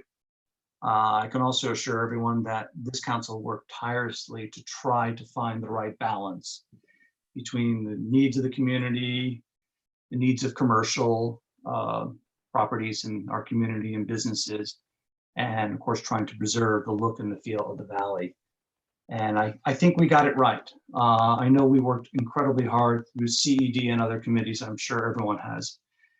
And I just want to say thank you to everyone for all the work on this. I hope we got the right balance, and I think we do.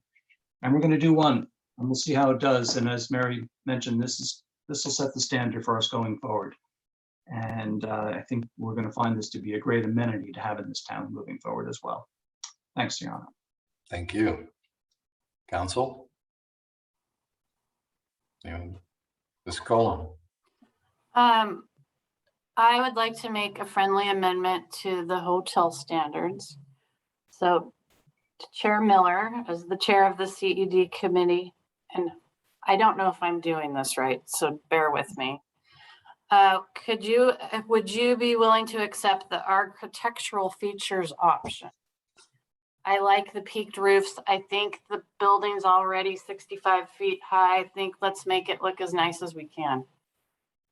Well, I am a big fan of making it look as nice as we possibly can, as it will be the feature coming into off the freeway, which is like the flagship hotel. I'll just say it like that if you're okay with it. So I will welcome that.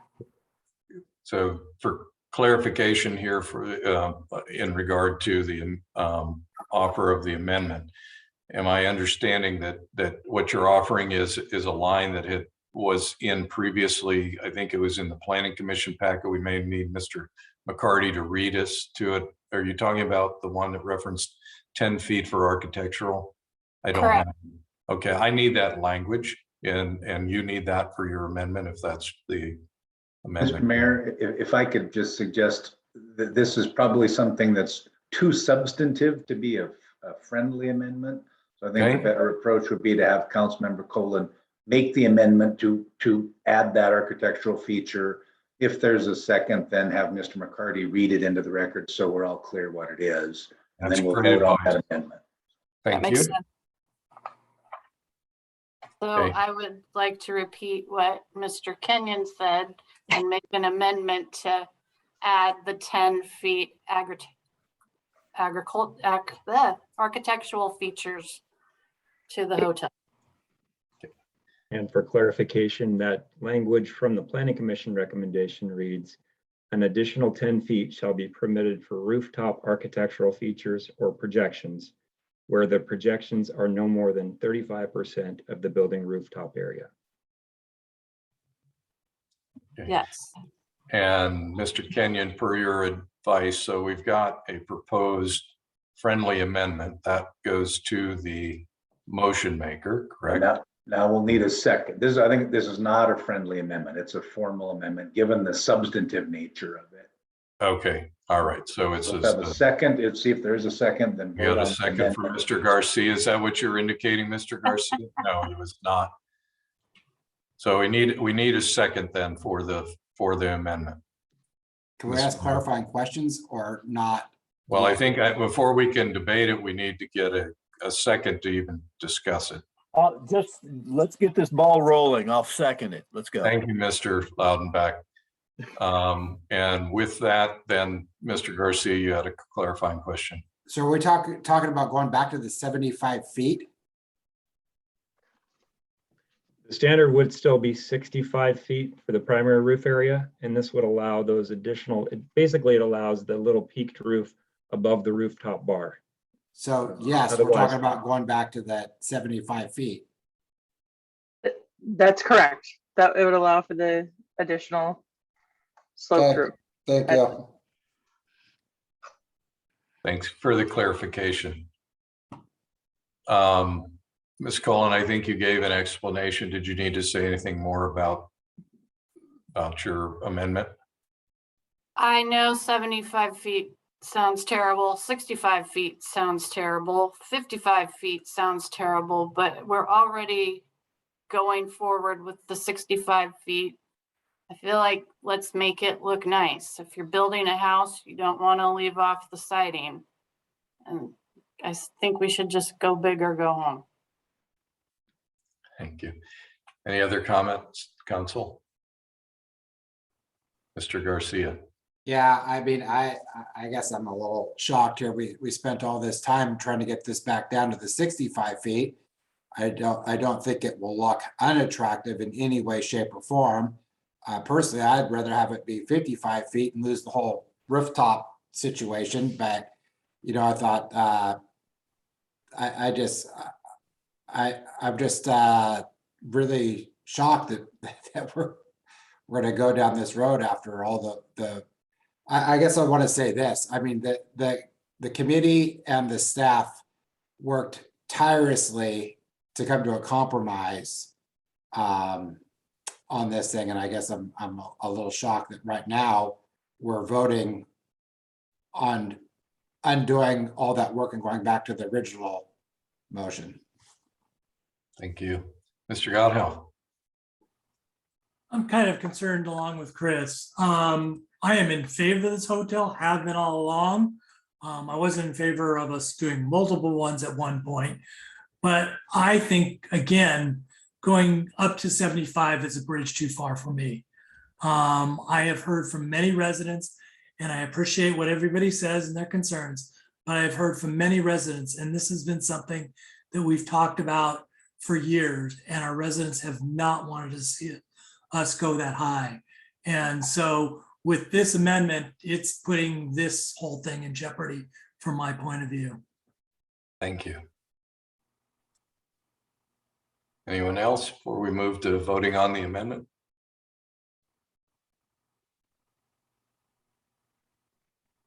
Okay, seeing none. So similar to one of our previous items, I'll go with a roll call vote. And first we'll be voting on the proposed amendment, then we can go back to the main motion, whether it's altered or not. So in regard to the amendment to add back the language which would allow 10 additional feet for up to 35% of the building for architectural features. Mike McCarty. I can read that again. An additional 10 feet shall be permitted for rooftop architectural features or projections, where the projections are no more than 35% of the building rooftop area. Thank you. Mr. Godhelp. No. Mr. Laudenbach. Aye. Ms. Miller. No. Mr. Garcia. No. Ms. Colon. Yes. Mr. Rosen. No. And Mr. Elwood. No. 2, 3, 4. I've got 5 no's. The motion fails. All right. Back to the main motion. Do we have more discussion on the primary motion to put these performance standards in effect as a first reading? As a reminder, this will come back again the next council meeting. Seeing none. Motion before you is to approve AB 21-130, an ordinance amending the rows in North Bend Municipal Code Table 1810-050, setting forth performance standards for commercial land use type 2.16, hotel and motel, as a first reading. Get Mr. Godhelp. Yes. Mr. Laudenbach. Yes. Thank you. Ms. Miller. Yes. Mr. Garcia. Yes. Ms. Colon. Yes. Mr. Rosen. Yes. And Mr. Elwood. Aye. Motion carries. It is unanimous. Thank you very much, council. Appreciate you. And rolling back into the agenda. Our last main agenda item this evening is number 11, AB 21-131, a motion regarding city-owned parcels in the Meadowbrook ULID. Mr. Regos. Thank you, Mr. Mayor. Good evening, council. Page 99 in your packet. Included in your packet is a map, a petition map of the properties in the Meadowbrook sewer area. It shows in color which property owners have signed petitions, of which there's 28 properties. There's another grouping that have not signed petitions. There's a couple parcels that are no protests. And then there are 10 city-owned properties in addition, and those include the Meadowbrook Park Interpretive Center, several parcels at Tollgate Farm Park, some parcels owned by the city railway, where the rail corridor is that parallels North Bend Way. And so this is just another step in the ULID process. We had a work study last week that I thought went very well, a lot of great questions. And tonight, simply the votes about, do we include these 10 parcels in the ULID? As you may recall, we tabulated all the properties that were not city owned, and there's 53% of the property by area want to form ULID and want sewer and want to pay for sewer, and then about 47% of the area don't. So that ratio excludes the city properties. City properties actually make up about 20% of the total ULID area. So the city's decision on moving forward on including these properties is really important. It's this is really the next step tonight. So a few reasons why the city parcels should or could be included here in this area is consistent with the city's mission statement to build and maintain utility infrastructure. Number two, it allows the commercial zoning to be met over there with septic drain fields. The commercial zoning just can't be met.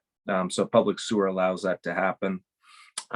Public health concerns over time. So many of the septic drain fields are not meeting current King County health standards for public health. So that's a bit of a concern.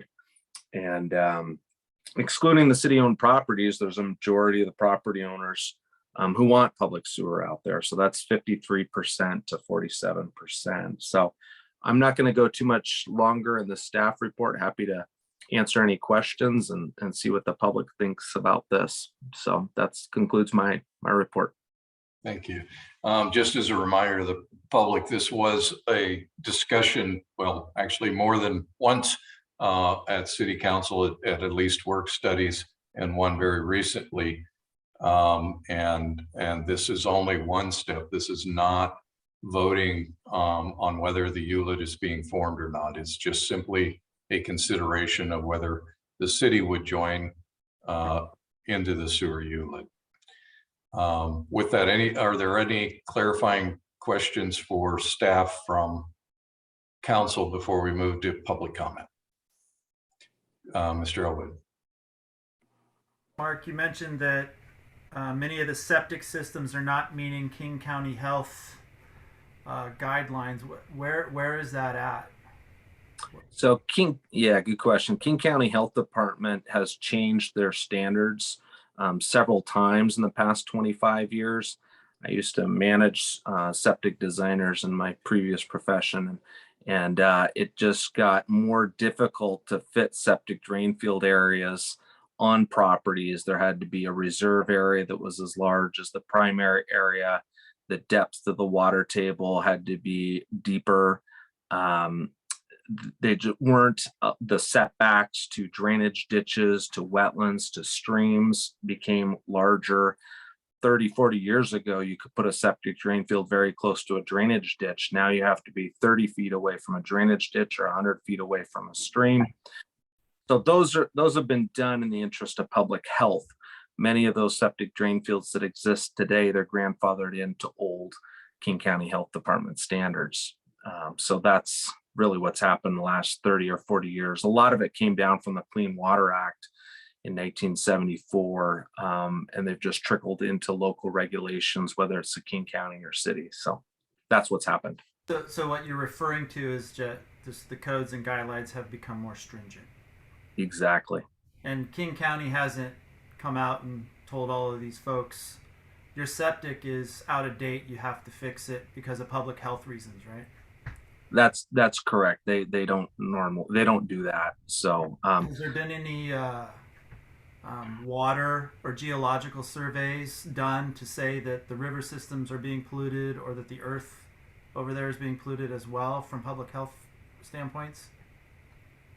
Haven't got that detailed in any of our studies here at the city, but many of the septic drain fields that we have are also in the 100-year floodplain. I know that King County Health Department was talking about no longer allowing septic drain fields in the 100-year floodplain. And so that would affect every property in Silver Creek, because all those 400 parcels are in the 100-year floodplain. I don't think they moved that forward, that health department standard, but it's something that they've been thinking about for several years. But just to be clear, there's no scientific evidence right now that there's any sort of pathogens seeping into the ground or the water there based on septics. I don't have evidence of that. We haven't looked for that evidence. It may be there. We just haven't done that study. So. And Mr. Elwood, Mr. Godhill.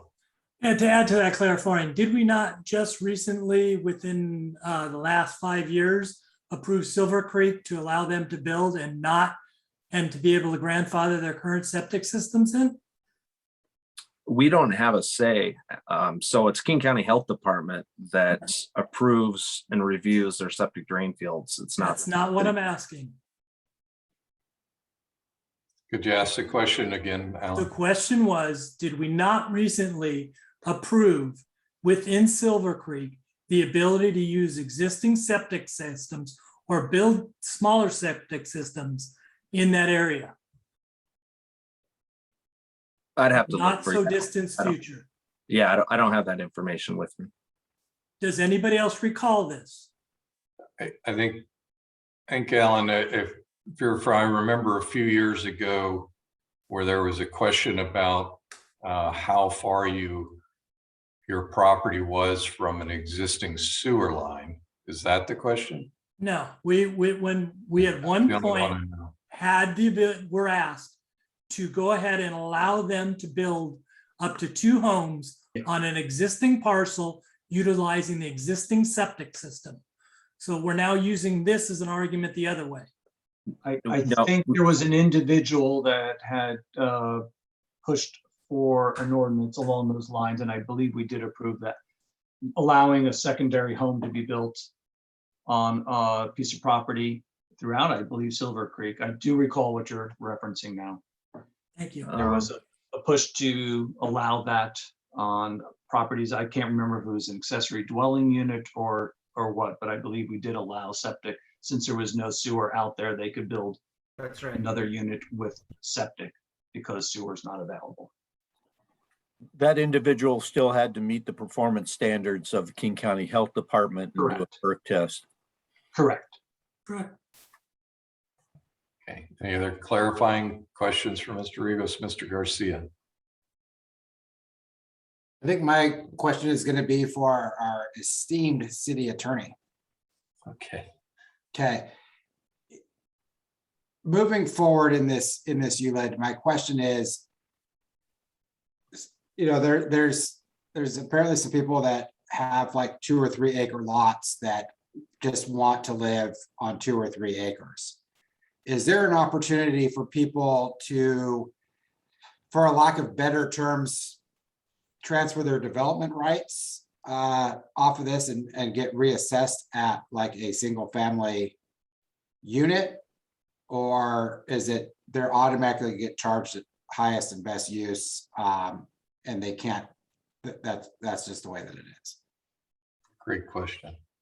Actually, a better question for our bond counsel who isn't here, but I don't believe that there is a way around that. I mean, because the assessment it's proven or demonstrated to be a special benefit to that property and the value of that property in its highest and best use. So that's my understanding, Chris, but I don't do bond counsel work, so I'm not positive if there's an exemption or an outcome for that.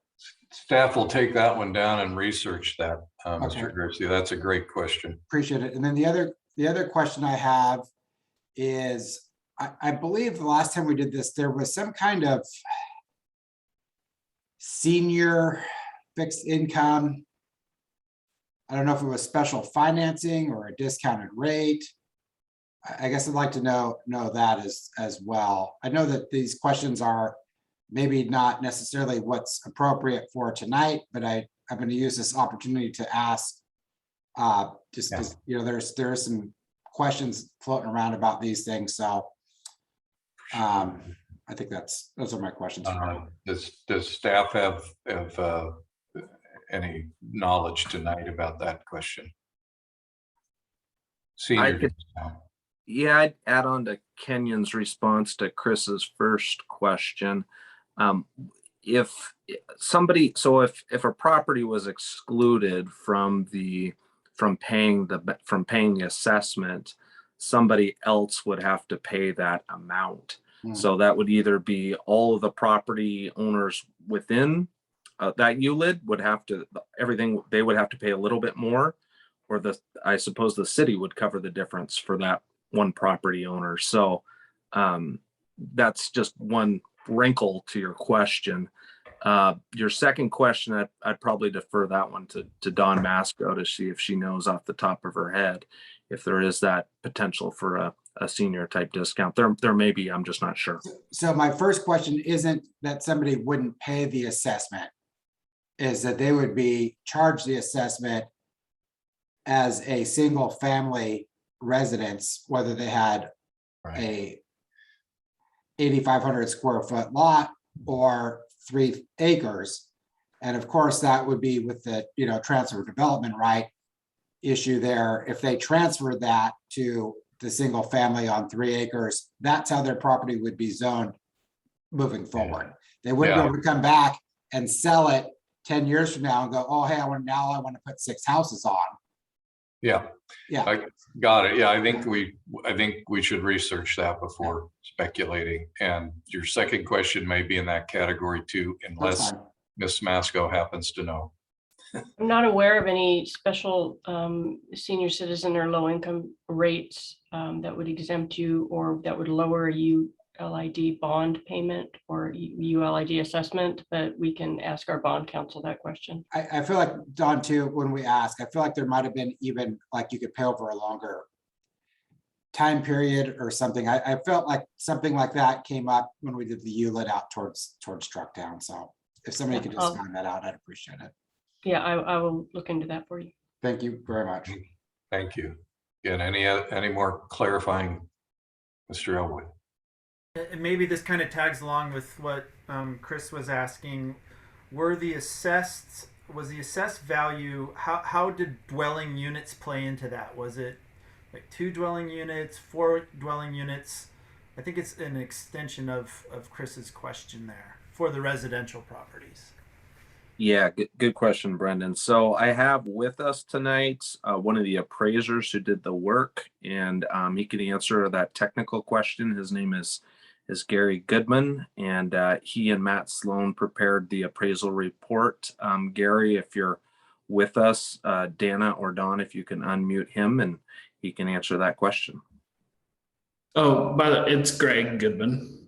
Sorry, Mark. Yeah, no, I think our analysis looks at a before condition based on what's allowed based on current zoning and current utilities in place.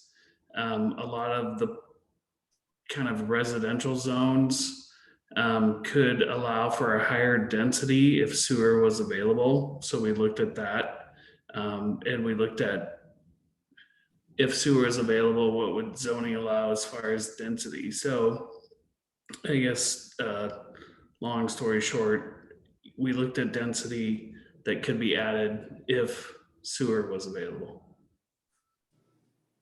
Did that get your question, Mr. Elwood? I don't think so. It answers a question that I had, but Maybe you want to think about that. We'll move to Mr. Garcia. You're muted, Chris. Dang it, I'm just like a rookie all over again. Greg, would that take into account things like wetlands and like the flood zone where building would not be permitted? Or is it just look at, hey, here's 3 acres, here's the zoning at 2 per acre, they get 6 houses?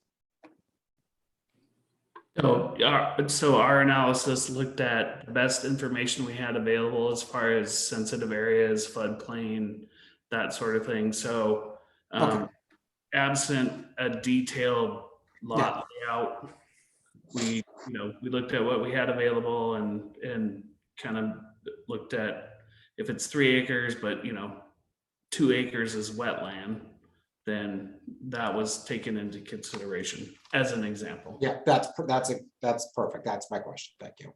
Mr. Rosen, I see your hand. All right, I'm going to ask a naive question. Mark or Mike, maybe you guys, one of you can answer it. Could a group of property owners assume the assessments of others? Meaning, for instance, if the residential properties did not want to participate, could the commercial properties assume their assessments and the burden? I think we're going to add that to Don's list for bond counsel, Jonathan. But my instinct tells me yes, because from the perspective of the bond obligation, they just need to be paid. I don't know that it matters who pays them, but There are a number of nuances in federal tax law, and that's why we have specialized bond counsel. I think they can answer that question pretty easily. So you mean I've actually asked dumber questions in the past than that? Okay, cool. Thank you.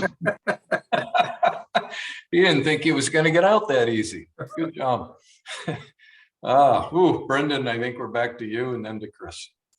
So would it be fair to say, or you just word it as a question, if within the residential areas, if within the city-owned properties, there was no sewer infrastructure laid into those areas, would the overall cost of the ULID district go down?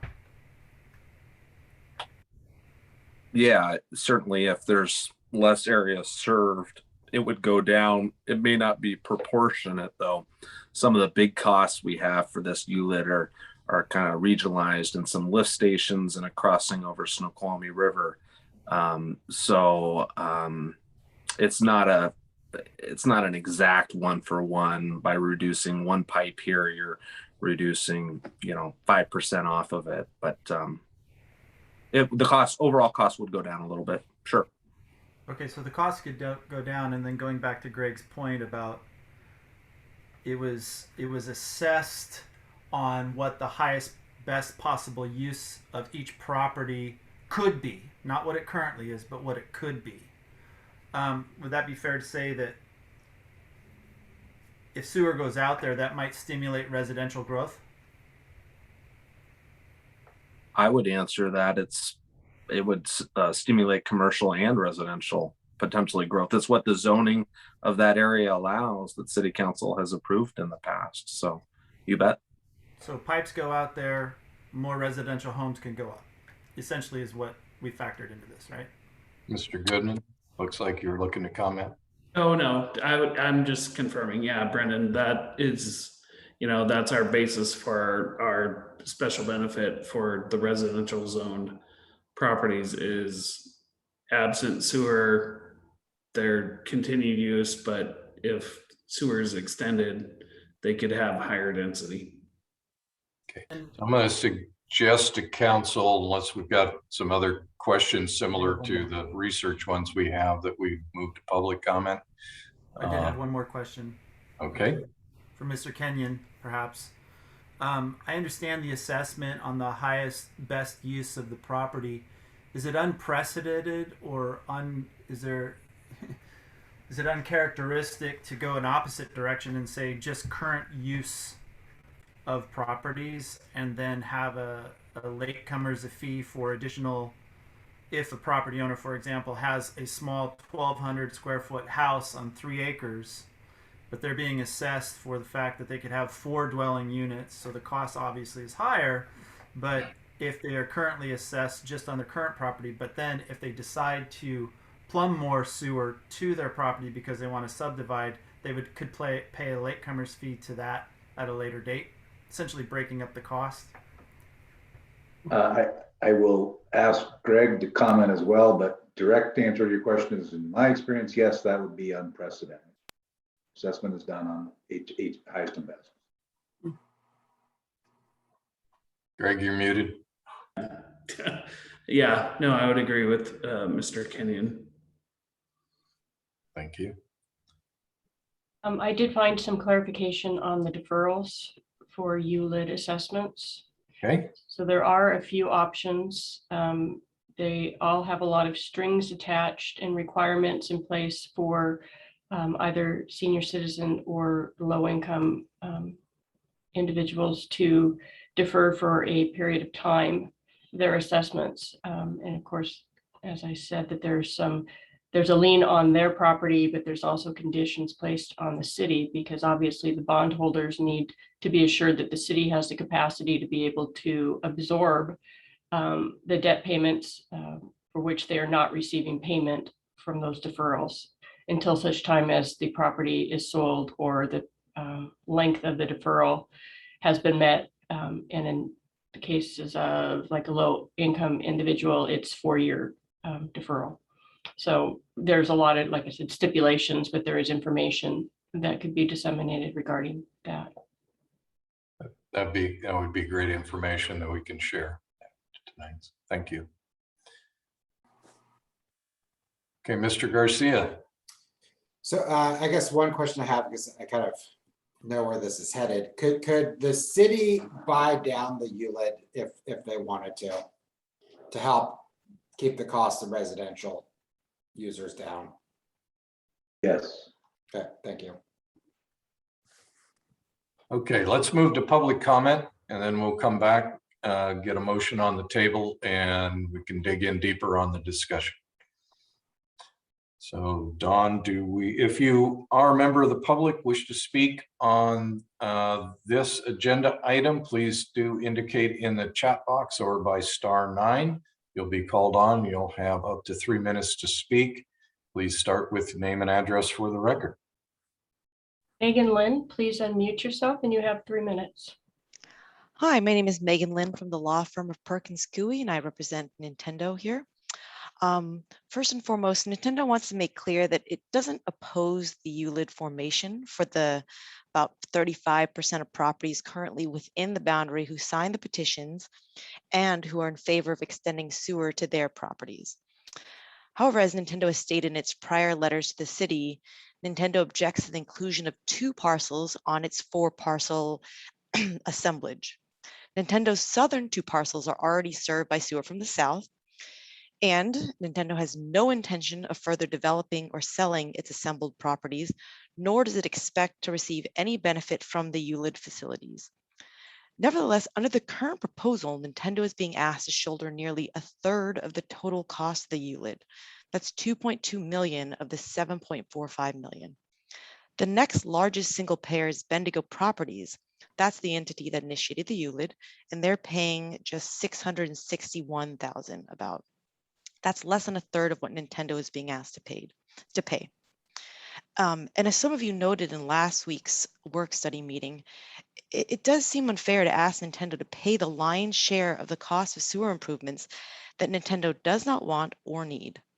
And this motion compounds that inequity by asking the council to essentially vote the city's 10 properties to reach the majority support required to form the Meadowbrook ULID, even though most of the city-owned parcels are not going to be subject to any ULID assessment because of the environmental restrictions on the properties. Most of them have 0 assessments.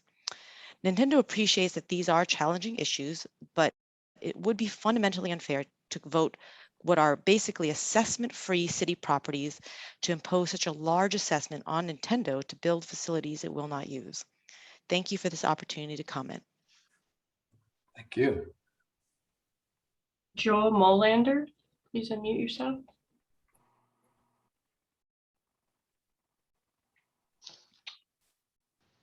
Hi there. I'm sorry. Can you hear me? Yes. Thank you. I fat fingered a button on my phone here. Again, thank you for the opportunity to speak this evening. Mayor McFarland, I sent you a letter on the 2nd of November. I know you forwarded it on to council. From Puget Western's perspective, there are really 3 main points that the council should consider.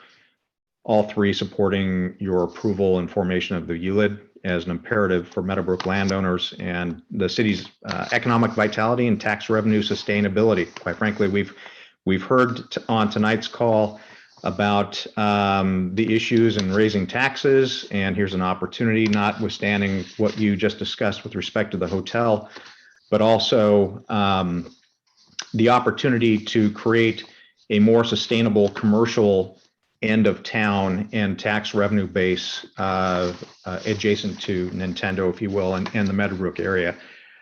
First, the properties affected by the ULID they're zoned within the city for development and require basic utility infrastructure services, period. We could put an army of consultants and your own city staff most likely in front of you in support of sewer being the most environmentally responsible approach by comparison to septic. This is really a non-issue. It should be a non-issue for everybody on the call tonight. Second, the city and business owners stand to benefit economically. The ULID enables development, again, per the zoning and building codes approved by this council and yourself. And such development will benefit the city's businesses and city tax revenue. The city needs a more sustainable commercial tax revenue base. And the ULID is required to make this a reality. With respect to Nintendo, if they don't intend to build on their property, put a deed restriction on it, get them out of the equation altogether. There's a way to solve this problem. And if the issue is their financial burden, which I don't think it is in the long term of commercial real estate in the context of a company like Nintendo, but there is another way. Deed restrict their property, or require that they come back if they ever want to connect, and they pay us, the participating entities into this ULID, our principal and accrued interest, if they ever want to connect. There's a commercial solution here, and Nintendo should not be the problem. Lastly, and most importantly, we've met the requirements for ULID formation, whether the city's properties are included or not. The appraisal results and a majority of owners are petitioning you for its formation, and we're willing to fund it. Affected landowners, whether they want to participate or not, need to really take a hard look at the valuation of their property. With a ULID and sewer service, basic utility infrastructure services or not, and because there's going to be a delta there, and their properties are going to be more valuable with water and sewer by comparison to the absence thereof. So I would encourage the city to think really hard about what you're trying to do in terms of economic vitality and growth at the west end of town. In summary, and I'll be done here. You've got a very loud minority opposing this, and I'd highly encourage you to weight their input accordingly by comparison to the benefits of a ULID and what it would provide to the city. The businesses are not very loud, but we need to be loud tonight. Thank you. Thank you. Mark Jocelyn, please unmute yourself. Mark Jocelyn, 425 Southeast 5th Street, North Bend. Council, the question before you tonight is not whether to form the ULID, but whether or not to include the city parcels in the ULID. For the ULID to move forward without the city parcels included in it seems untenable to me. It is the right thing to do. I would expect you to hold yourselves to the same standard you are expecting of others and lead by example. In addition, the ULID will help fund commitments already made to fund infrastructure in North Bend. Thank you very much for your time. Thank you. Cam McNaught, please unmute yourself, and you have 3 minutes. Hi, Cam McNaught, 725 Northwest 8th Street, North Bend. Thank you for the opportunity to comment.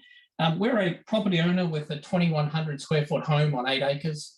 The vast majority of that property is open space, and we've continued to clear it and make it open space. And we're actually also in discussion with the town around leasing some of the back and providing it for public access. So having a levy on such a large size is a concern to us. The question we had was similar to the last speaker, was if the town opts out with that 20% holding, is that 20% cost then shared to the residents and commercial users? Thank you.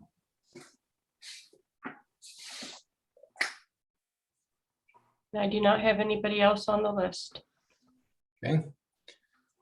Last call. Okay. Seeing none. I believe this came through Transportation and Public Works, Mr. Loudenbach. Are you still with us? Yeah, I'm right here. Okay, motion to approve AB 21-131, authorizing the mayor to sign a petition for 10 city-owned parcels to be included in the Meadowbrook Sewer UID. Hello, I keep talking about that I want to speak, but it's not coming through apparently to Dawn. I'm sorry, Wendy, yeah, hold on a second. I'm sorry, I keep pinging Dawn and it's not coming through apparently to her. So I just thought I would unmute. Okay, appreciate it. Hold on a second, and let me back up here. Appreciate your having a technical difficulty. Mr. Loudenback, do you want to hold on your motion and take the last public comment? It's your meeting, Your Honor. Absolutely. All right. Wendy, go ahead. Oh, thank you. Thank you so much. Sorry, I don't know what I was doing wrong, but I kept saying I want to speak. So Wendy Miller at 6814 Denny Peak Drive Southeast, Snoqualmie. We're the owners of 1422 Bendigo Boulevard North. And yes, we are the Bendigo properties owners and the second highest paying group. You know, my husband started out with this ULID 17 years ago, and we were promised by the former mayor, Ken Herring, that sewer was coming. And 17 years later, it has not happened. We started this process again over 3 years ago, and I thought we had some good momentum and support with the city council and a new mayor. But now I see that we're getting some, you know, second guessing, and we're moving the goalposts on this ULID. As Joel mentioned, this area has incredible potential to be an economic powerhouse for the city. And it's been largely untapped due to the inability for anyone to develop their sites because of the city's code restrictions. If you have no sewer, you can't develop, you have no progress, you have no economic use of your properties. This is a problem for the city and for taxes. You know, this is the exact reason why there is a petition ULID. This is the reason why this exists, because the vast majority of developers and current residents and existing commercial owners do not individually have the wherewithal to pay for such infrastructure up front. The majority of the landowners in this area want it, need it, and more importantly, have agreed to pay for it. And that's all that is necessary for a petitioned ULID to move forward. But it's imperative that the city, who owns 50% of the land out there, also be a part of this petition ULID. Just because a small minority doesn't want development in North Bend or pay their fair share, that does not exclude them from the ULID. We attended the work study last week, and you know, while Nintendo doesn't want to be a part of this, they also hold the largest and most developable properties in this entire Meadowbrook ULID area. And I would like to point out that in the 1990s, as part of their permit documents, their permit mandated that when sewer or water was brought to the Northwest 8th Street, that Nintendo was mandated to connect and to pay their share of that cost.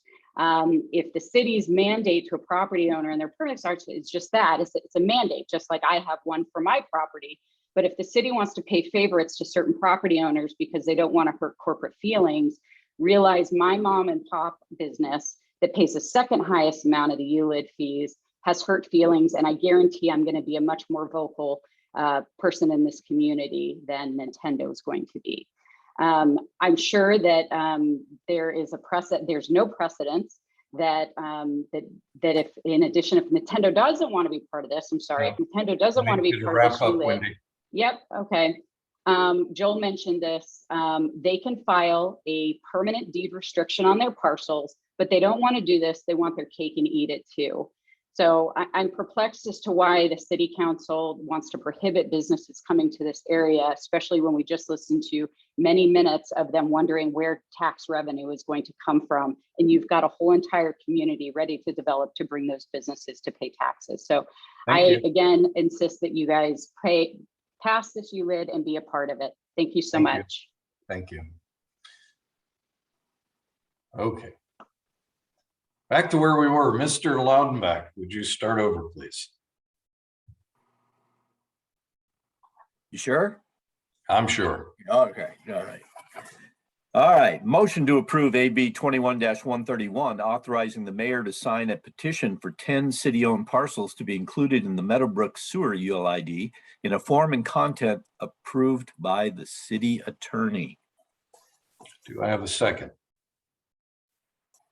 Second by Mr. Garcia. Mr. Loudenback, would you like to speak to the motion, please? We've been working on this for years. It's part of our comprehensive plan. There are going to be significant investments by private individuals and the city to make this thing come to fruition. There are people who are waiting to help make North Bend a better place to live, work, and play. And I think it's incumbent upon us to try and make that happen. We have for a long time wanted to grow a commercial sustainable tax base that helps keep property taxes down by getting revenues from retail sales, fees, some of the things that are going to be brought to the table by the individuals that have spoken here tonight and that we're all aware of that are interested in moving forward with business development in these areas. There are going to be some challenges for individuals in homeowners, but there's very limited capability for residential development in these areas by our own zoning. So I think we really have to take a look at the big picture here, and I would encourage a do pass this evening. I think it's very important that we're a part of this process and that we're putting our parcels into the pot. So I recommend a do pass. Thank you, Mr. Lauenbeck. Mr. Garcia, you were the second. Yeah, I think, you know, there'll be some concerns expressed. I think that for me, the city should participate.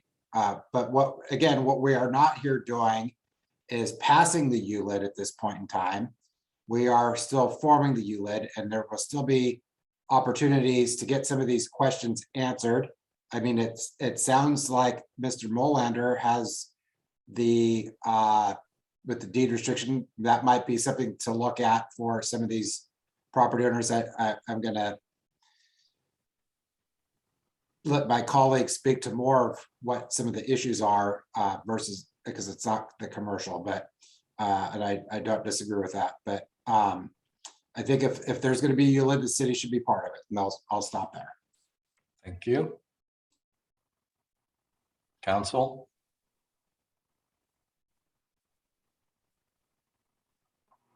Seeing no one else. Mr. Rosen. Yeah,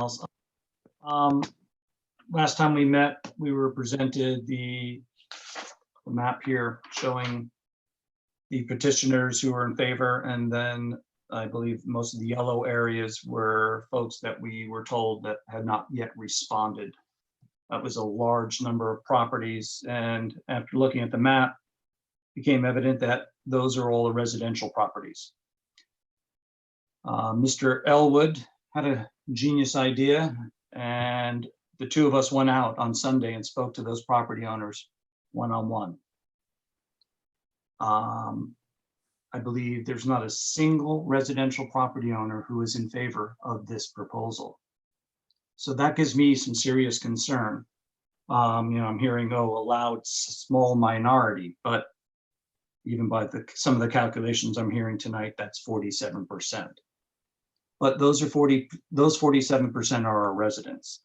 Those are the folks that live here that I feel we have a certain responsibility to. Brendan probably will speak to this as well. I'm not going to repeat all the stories, but there's a lot of folks out there that feel that they're going to be priced out of their home. These assessments are not small on some of these folks. One thing we kept hearing is that they're not interested in selling their property. They're not interested in developing their property. This is their forever home, or this is their retirement home. I don't want to see us put a burden on these folks that causes them to lose their home. Thus, the question I asked earlier of Mr. Kenyon, which is, can the commercial side of this pay for it? That's growth paying for growth. I'm fine with that. I don't have an objection to if the commercial individual owners want to pay for this. I do have a problem dragging along residential property owners who are not in favor of this. And this is 100%. We found one family that said maybe. 24 hours later, they emailed us both and said, absolutely not, hard no, as they researched it.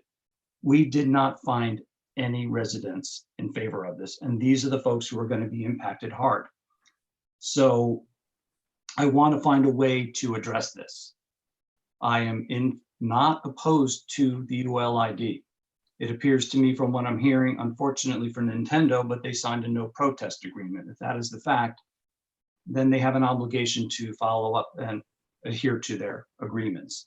Therefore, I want to look at a way to deal with the residential portion of it. I can't ignore what I heard out there that day. I also am going to take a small tangent here. Moving forward, if we do one of these again, we need to find a better way of talking to our residents about this.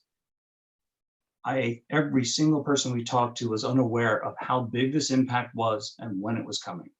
They all kept saying things like, well, I didn't know when I was going to get to vote. Now, I have here the letter that was sent out.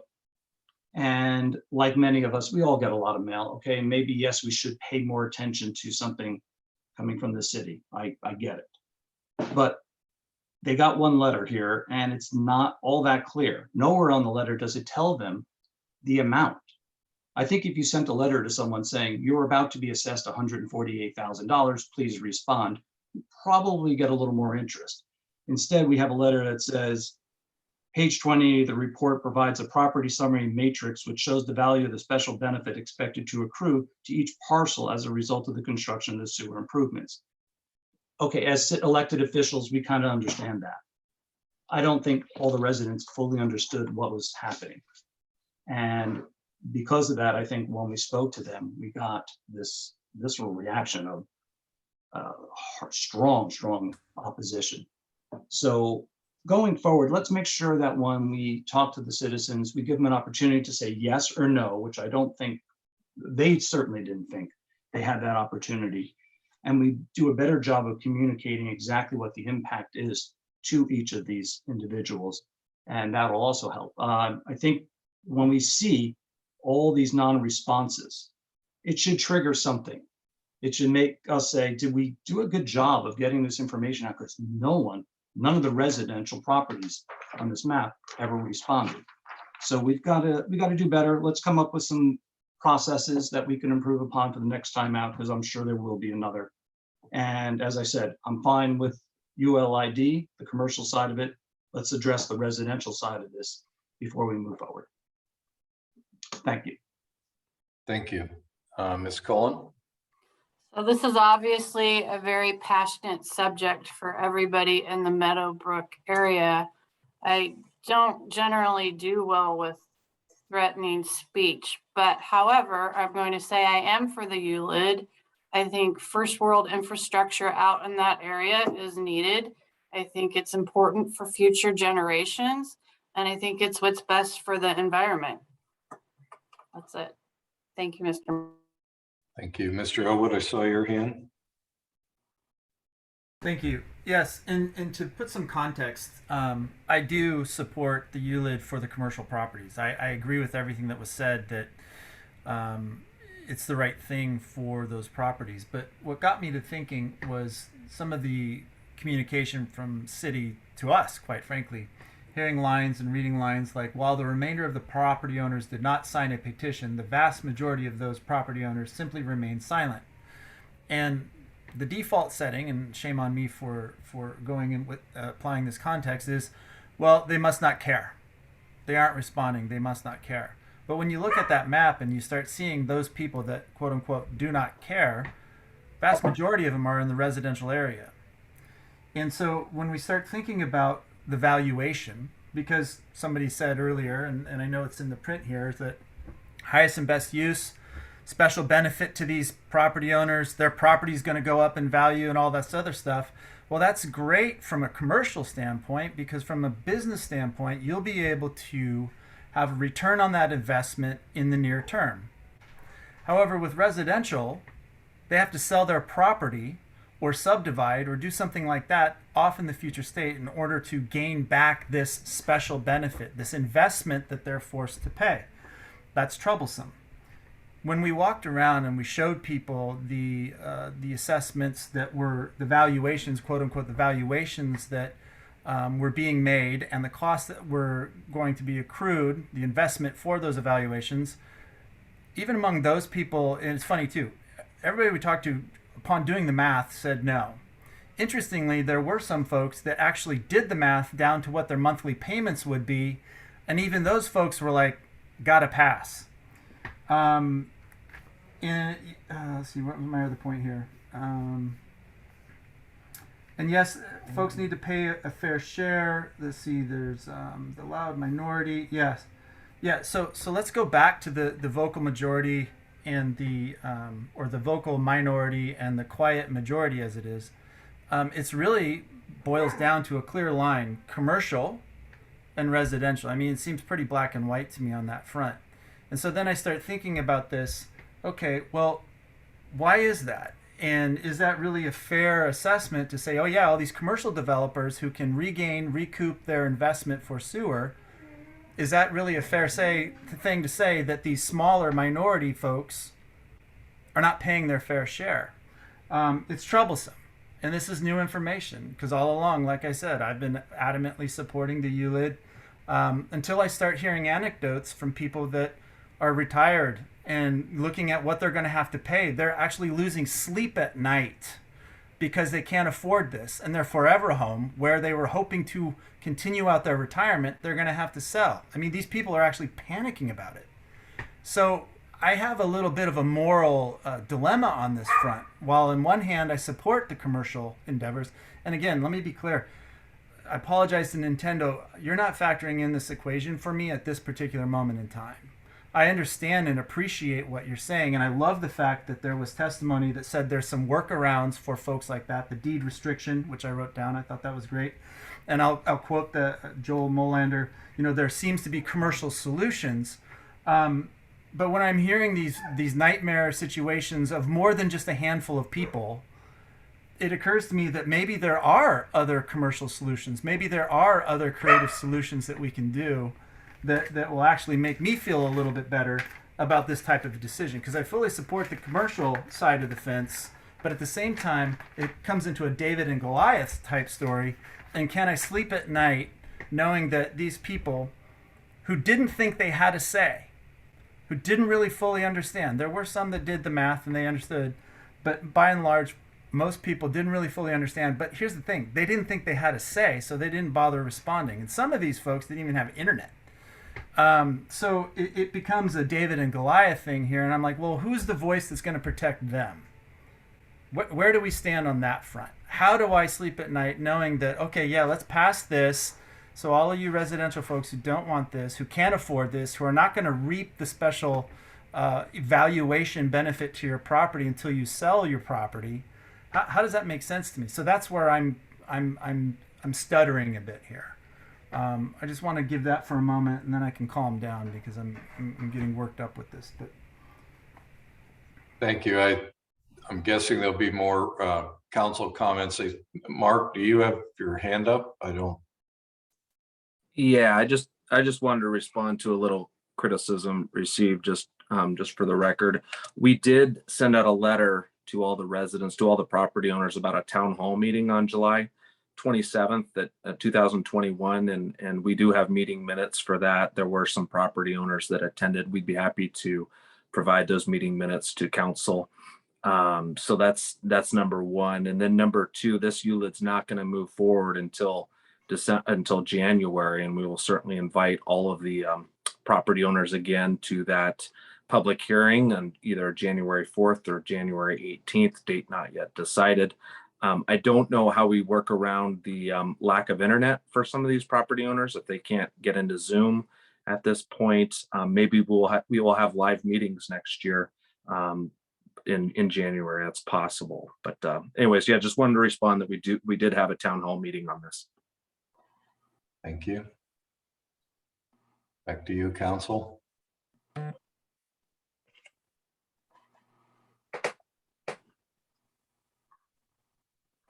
Okay. Mary, were you okay? I had one comment from me. I am overall in support of this.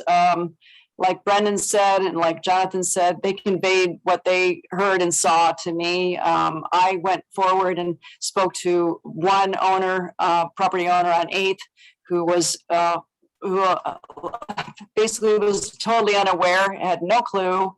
I don't know where this is coming from, but there was a news flash to them that there was anything like this happening. So my concerns go deep into the communication process between, reaching out to our citizens there on these deep decisions, and going forward, maybe we can look into this a little bit deeper, but I want to see this go through tonight personally. Thank you. Mr. Gotthelf. Yeah, I too want to, convey the same comments that both Jonathan and Brendan had. I am for this, but I am concerned about how this came about. And I am concerned about the tone of some of the people as we're talking about this. I'm not sure I want to use the term moving the goalposts. I think there's moving the goalposts on both sides. And I do believe that this is good for a commercial, but I truly don't want to see residents and senior residents being affected and feeling like they have no comments and anything else. And I understand that we live in a Zoom world, but a lot of these people, they don't understand Zoom, they don't know how to use it, and it's a concern for them. And I truly believe that if we're making the difference by voting tonight, that we have to come up with something that at least most of us feel comfortable on the residential side, that we're not impacting people that are going to have to sell their residence, that they want to retire and live on. That was one of my concerns that we keep using for adding property tax costs to our residents. Thank you. Mr. Rosen, and then Mr. Garcia. Yeah, I would propose, or I'd like to propose tonight that we table this for now until we can address the residential side of it. There's a lot of information we're waiting on to come back from Mr. Kenyon and Mr. Rigos that may help us find a solution to this. I think I'm going to summarize here. It sounds like we've got about 7 individual members that are all in favor of finding a solution to this, especially on the commercial side. So I think there's a willingness to get this done, but I do think there's some information we need, and let's find a solution to protect some of these residents. That's my primary concern. I can't speak to anyone else on that part of it, but it does appear that all of us in general are in favor of finding a way forward. So we table it tonight. We can talk about it, find some solutions, and then go forward. That would be my proposal. Thank you. Before I take any other comment, I need a reminder from my parliamentarian, Mr. Kenyon. I'm hearing, I believe, from Mr. Rosen, a motion to table. Does that have to be taken up? Does I'll it need second, but I have a friendly amendment.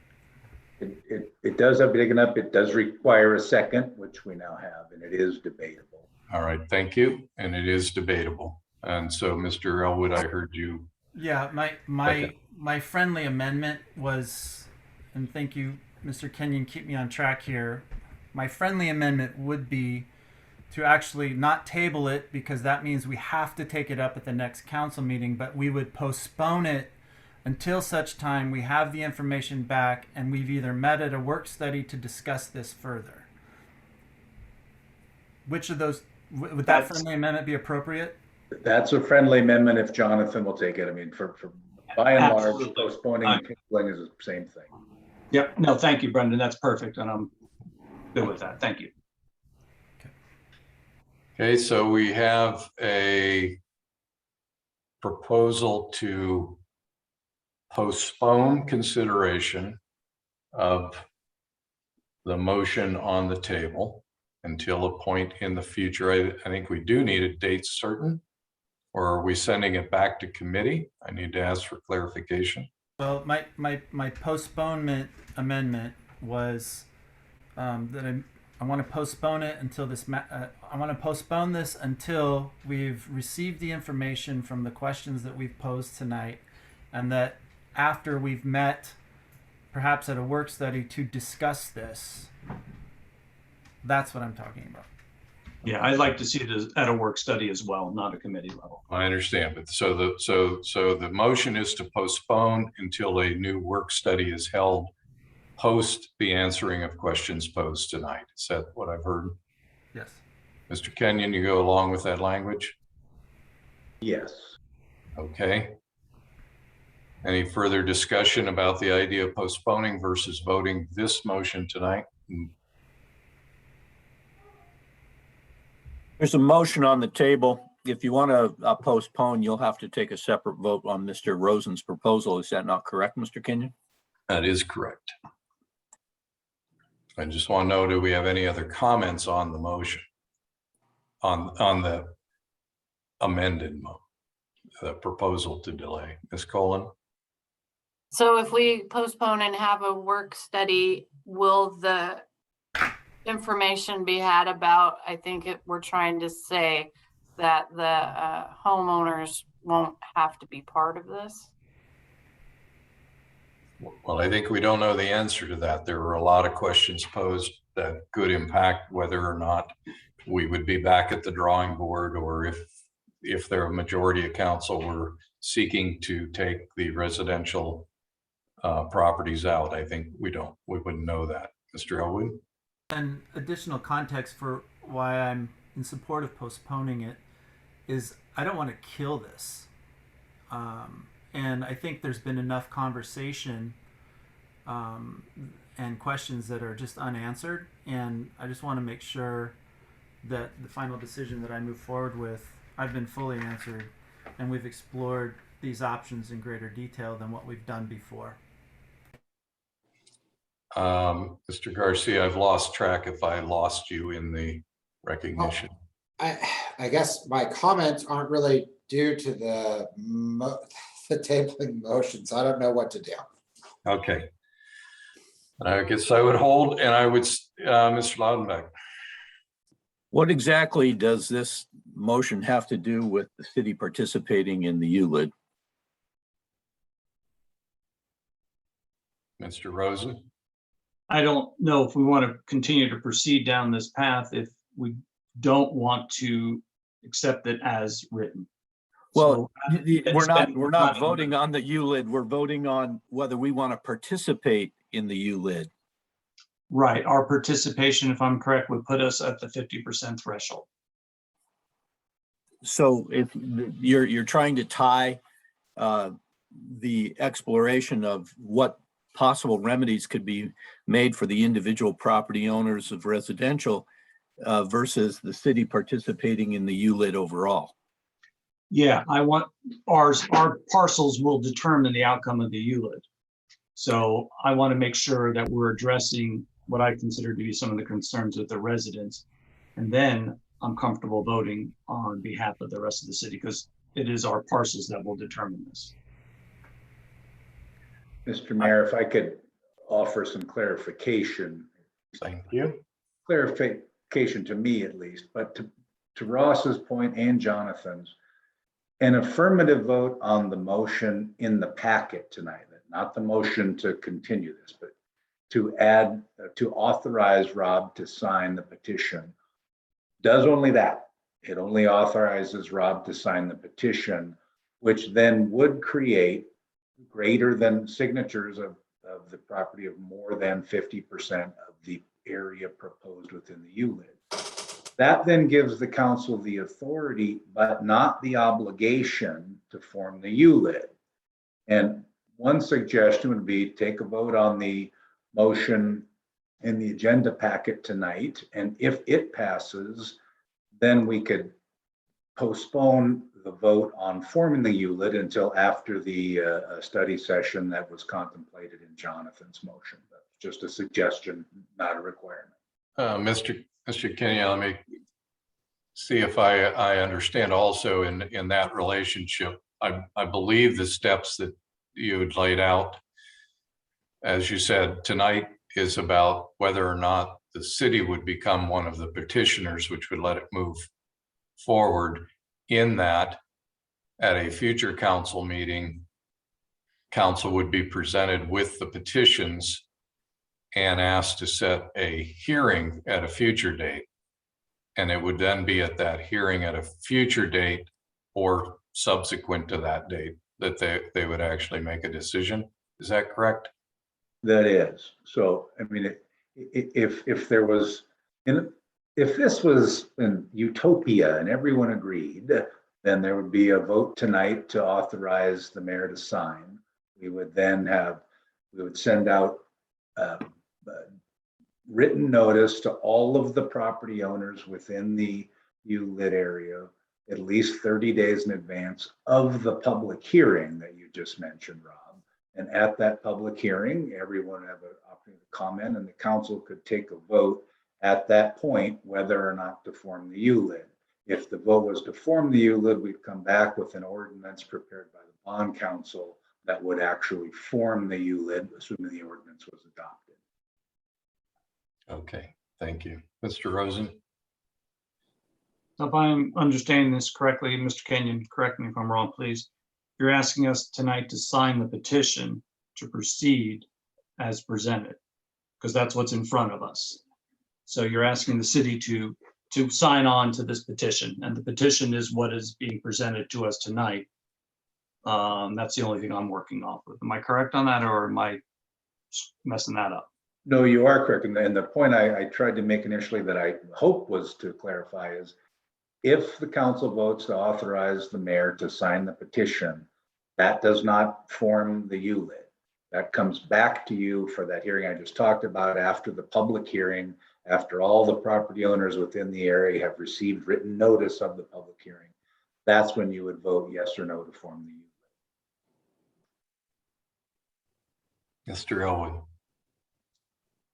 By approving the authorization for the mayor to sign the petition, doesn't that de facto make the city the determining factor that this ULID will go forward? And does that put us in any sort of legal jeopardy if we say, okay, city, you have the authorization, and I would assume that Rob would want to do that, that the mayor, the administration would want to do that, and then it comes back to us and then we vote it down, even though now the majority, based on our own decision-making processes, by allowing the mayor to submit this, would that seem unethical, or would there be any legal jeopardy to that? It certainly would not be unethical, and there would be no legal jeopardy. But again, I'm not advocating that you do or don't pass it. I'm trying to explain the effect. If you authorize the mayor to sign the petition, and he does sign, then that's what gives you jurisdiction to consider whether or not to form the ULID. You will only make that decision after you've had your public hearing. And it's entirely possible that what you hear at the public hearing will convince you not to form the ULID. But if Rob is not authorized to sign, then you have no jurisdiction to form the ULID, at least by petition. You would have the authority to form a ULID by council resolution, but that's a whole nother discussion.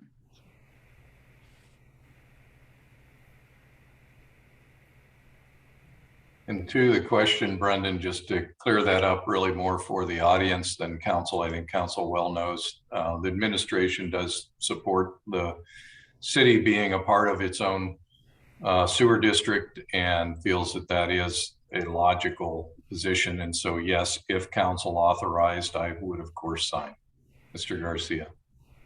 So I'm in favor of this, but I'm just asking some questions to help try to clarify everything. If we approve the mayor to sign tonight, the ULID would move forward in going to discussion to form the ULID. But if things, let's say that like we took out Northwest 14th Street because it's residential, does that start this whole process over again? Go ahead. Most likely it would. It's something that we'd actually have to sit down and discuss with, among other people, Greg Goodman. But the special benefit study is based on the properties that are within the proposed ULID area. If some of those properties are removed, I'm pretty sure that would change other assessments and may or may not change the fundamental equation, which is we have to be able to demonstrate that there is a special benefit, that the increase in the properties due to the sewer improvement is greater than the cost. Well, and I'd offered Chris on top of that, that seems logical, right? If we take properties out, we need to check the appraisal. That may be additional work and cost. The other thing that it changes, of course, is where sewer would be run, which means we would need to go back to GNO for a new sewer study to show, to develop the projected cost. That would then have to be put into that appraisal to see if we still met the threshold. So it'd be at least those two pieces, the redo of the engineering and a redo of the appraisal. That's my understanding in talking through it with Mark. And then the And then, other, oh, go ahead. oh, sorry, Chris, go ahead. Go ahead, Mark. Okay, so yeah, we would get the revise the engineering, then we would revise the assessment area, and then we would probably, because of the changes, request for new petitions, because everybody would have different costs. So that it's probably a 6 to 9 month process if we change it. Okay, and I'm just asking the questions. I guess the other comment I want to make is, I don't know I'm starting to lose track of where we're at. In my opinion, I don't think that we didn't follow the necessary communications as is standard. But in having conversations with everybody, I think what our concern is could we do better to make it less confusing for people? We sent out 68 letters. I think it would have been appropriate to say your estimated cost is X. I feel like the petitioner went out, gathered the signatures according to the guidelines. I feel like the city sent out the letter for the town hall meeting. People can choose or not to choose to come to that. People certainly may or may not read their mail. I saw the letters that got sent out to everybody. Again, I think that to expect them to maybe go find this link, which was confusing to us even, and some of us have done this before, but I don't. So I think that what we would like to see if we do this again is potentially a literal ballot that says yes or no, and you have X amount of days to respond. But I don't want to imply that our staff or the petitioners did anything incorrectly or sneaky, or I think, in my opinion, they followed the rules the way they're presented and the way that they're supposed to. I think as a council, though, we'd like to see, maybe we'd go above and beyond those rules in the future to help avoid a situation like this, where we really had a whole bunch of people that didn't respond because maybe they didn't understand, or maybe they just chucked the letter. I don't know, but maybe moving forward, if we do another ULID, that we step up our expectations of this, what we would want to get in the communication. So that's it. So Chris, I hear you. I was speaking for staff here. I appreciate that you're recognizing that, that appropriate steps were taken, I think, and subject to Mr. Kenyon correcting me.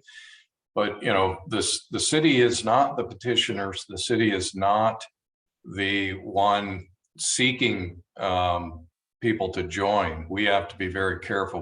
What we've said, what you said, the council directed, was to help the petitioners through the development of the engineering study that would show what the cost would be, and that we helped in overseeing the appraisal. And petitioners did contribute money to both of those activities, but the city also paid money as well. And so we also, as we've been talking about, sent out the letters. We held a town hall. It was publicized on the website. So we've done a great deal to try and get the word out there through a very long time period. But I do think it was just important to also point out that we're actually not supposed to be out there banging on the doors and saying, here's your cost and will you sign this petition? That's up to the public. That's up to these private property owners to have done that.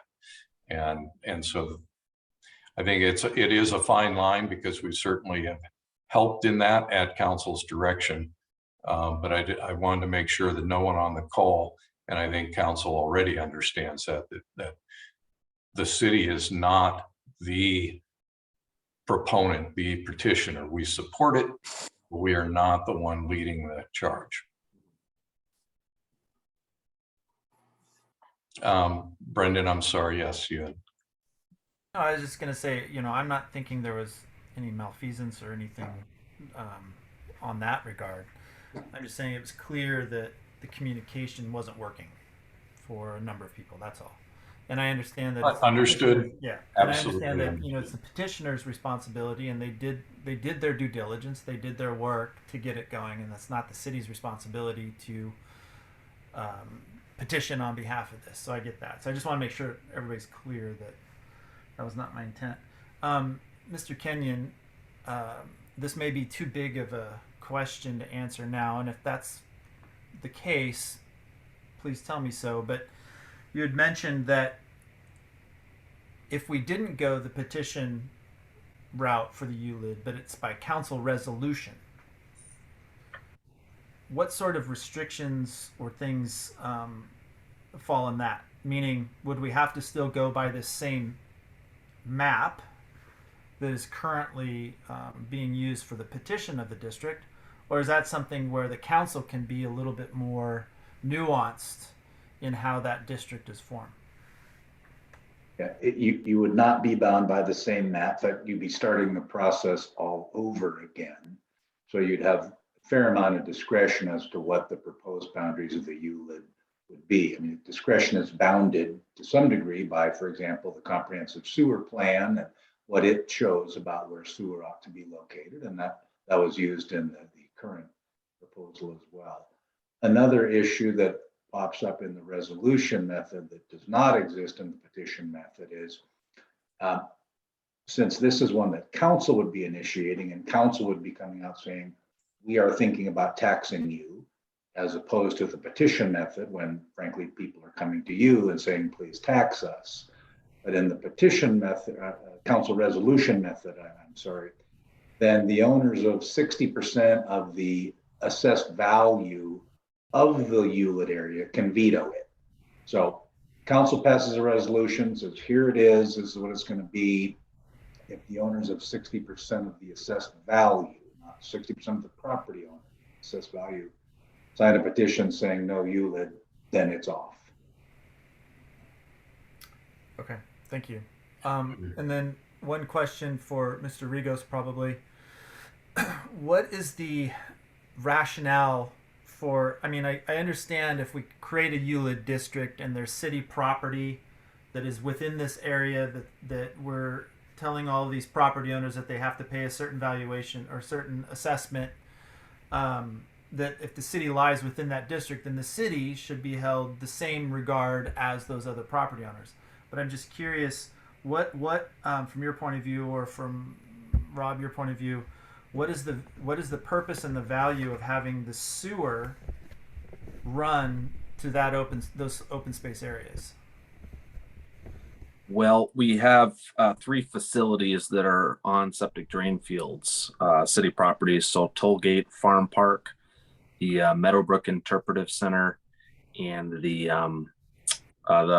farmhouse. So those are 3 facilities that have septic drain fields, and they would be connected to public sewers as a result of this. There could be future expansion of the interpretive center possibly in the future. There could be another public restroom out near the farmhouse. So there certainly would be a benefit to the city right away after this is constructed, and then having that flexibility in the future. And maybe Mayor would like to add on to that answer. You're forgetting the new barn facility next to the farmhouse. Well, yes. Well, I think, I mean, from my perspective, the answer would be one that is certainly one of the city's mission, its commitment to its residents to do like we say, and that we should live by those rules. And so, as has been mentioned, we do have 3 facilities on septic. From my perspective, for my perspective as a responsibility for a city leader, it is only logical that we should be on sewer if it is available. And in part, we have to think of it not even in terms of what they are now, fairly low use at the farmhouse, absolutely. interpretive center has been impacted, of course, by COVID shutdowns, and it has less usage than we would like, and even the ball fields. But as the communities around us grow and as the uses grow, the use by the public of these great facilities will grow. And, that is the entire plan of course, the Park District, which is investing a good deal of money into the farmhouse area with the new barn, among other things, is to attract to a very public entity more residents, more people to enjoy those facilities. And so to me, it's just a logic that the city would, of course, should hold itself to that same standard and join. That's my perspective. No, and that's fair, and that makes sense. And the deed restriction thing that somebody had provided testimony earlier that was new to me, was any of that ever contemplated for some of the other properties that currently don't have some sort of structure? And I'm not sure what the restrictions are, other than you can't. I don't know if there's a latecomer fee. I just don't know. Well, development restrictions are something that are always available to property owners. It's usually done by them. I personally am not aware of any in our immediate area. I wouldn't be surprised if there aren't some. I'm aware of ones that have been more, quote, down valley, down towards north of Falls City, up to Carnation, the areas that are very low lying. There's been some of those I know that have gone into deed restrictions so that they can get a break on taxes because of the desire to never develop or the difficulty that if they even wanted to develop. So that's pretty common. Thank you. I probably at this point should remind us, and Mr. Rose, I'll come right back to you. Just wanted to remind, we do have a motion on the table to postpone tonight's decision, and that's really what the consideration is, and we really should get to that vote pretty soon. Mr. Rosen. Yeah, Mr. Kenyon, is there any ramifications if we postpone this? Are we causing some problems for the city? Is there something I'm unaware of that we need to proceed?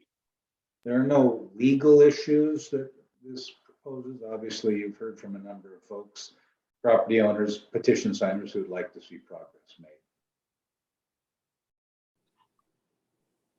Okay. Any other questions, comments of substance before we at least take a vote on the motion to postpone? Okay. Seeing none, similar to what we've done the rest of the night, I think we'll go by roll call just to make sure that I catch everybody appropriately. So, Mr. Godhelp? Yes. On the motion. Mr. Laudenbach? No. Ms. Miller? Hi there. Okay, I'm going to say yes. Mr. Garcia?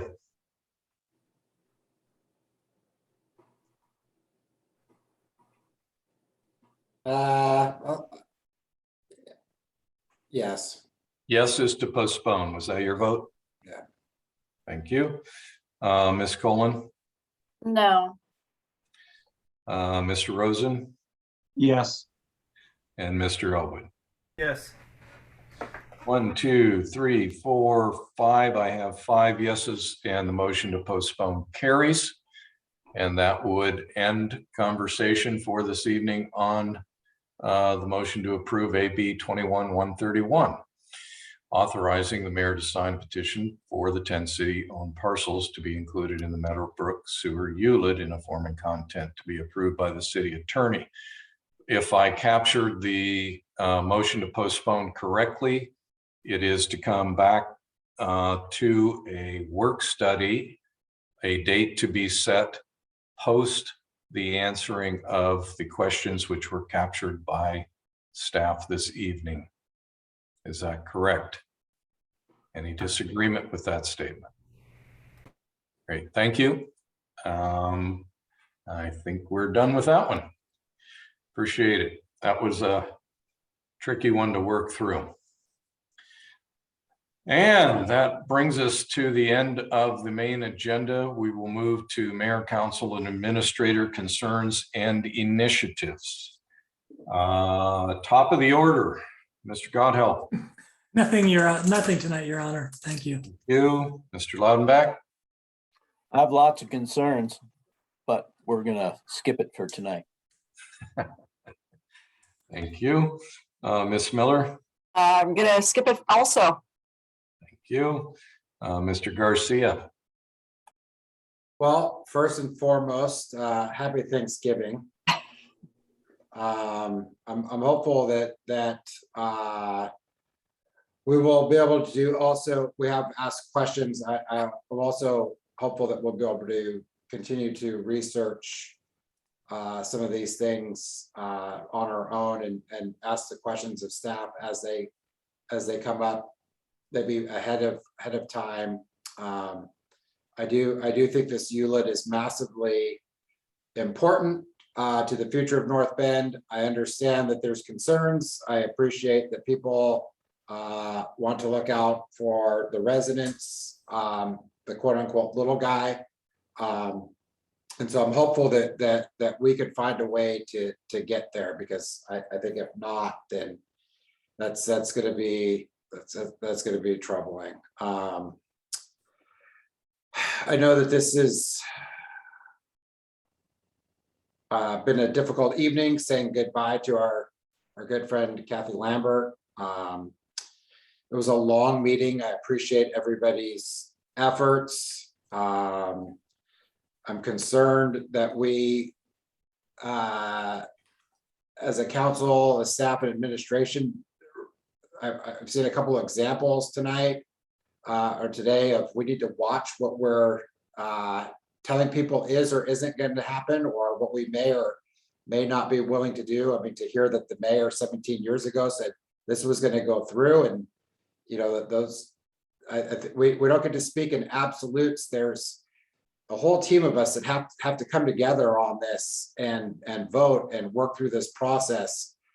So I just, you know, that's the second thing I heard today that we hope this will happen, that concerns me, that we all need to watch what we're telling people and be clear in that as an individual person, we don't get to make that decision or tell you that, hey, this could happen or this can't happen, because people put a lot of time and money and energy into these things, and I hate to see that we're misleading. And I'm not trying to throw any one person under the bus or not, but I just feel like hearing a couple instances today that we all have to be careful with what we say to the citizens. I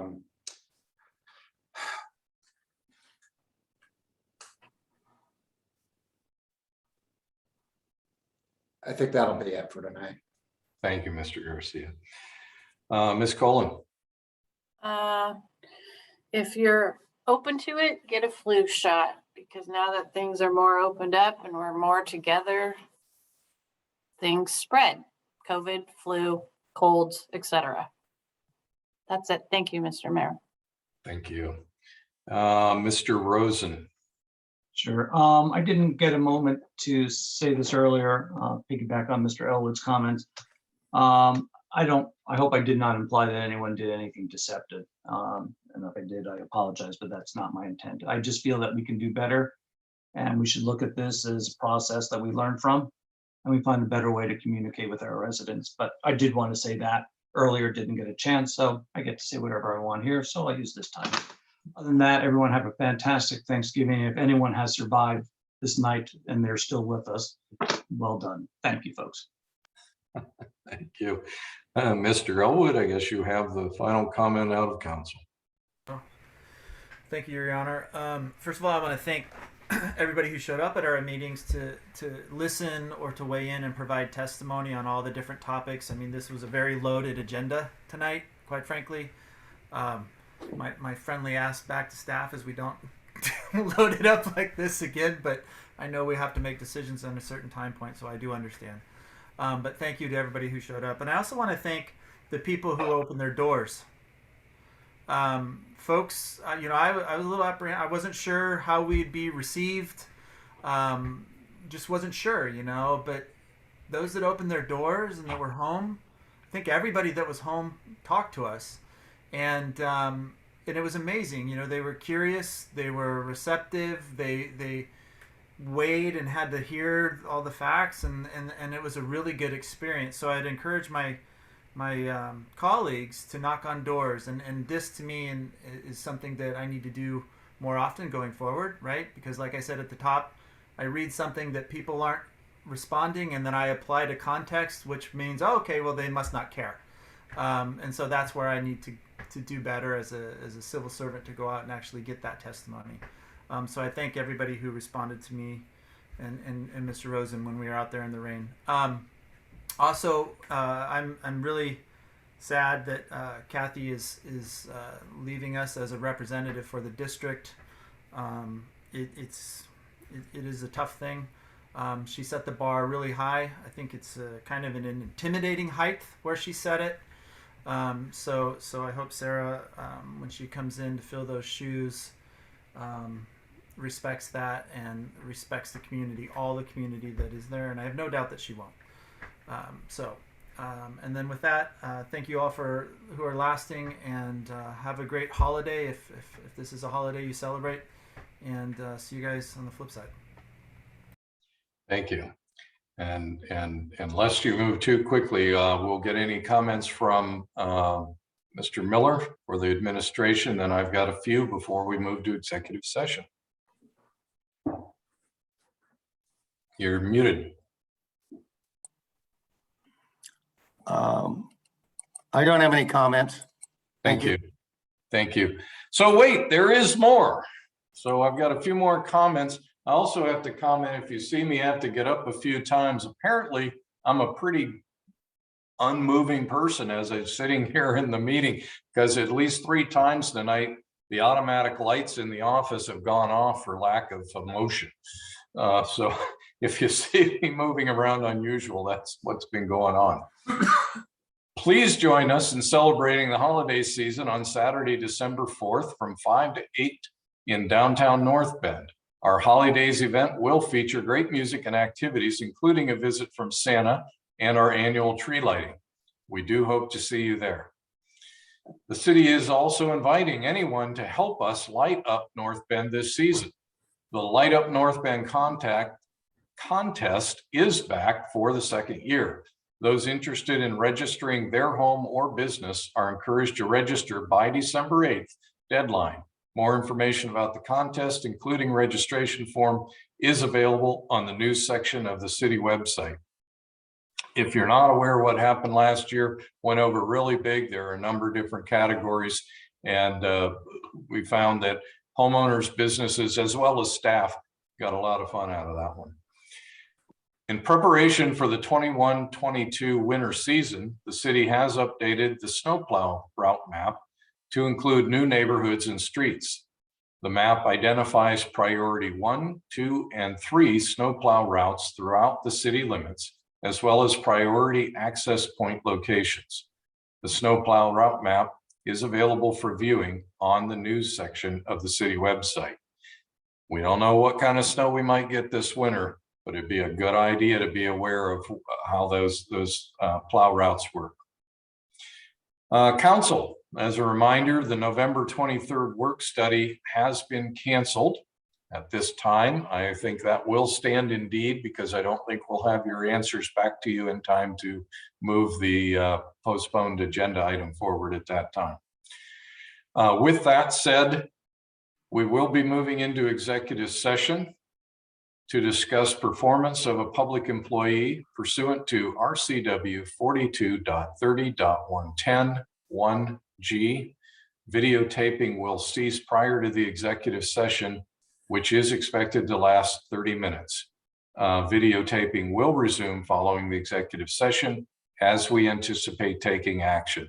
Again, for anyone who's left on the call visiting with us tonight, thank you for being here. Thank you for sticking it out. With that, Don, if you would let non-council and executive staff and legal counsel out of the meeting.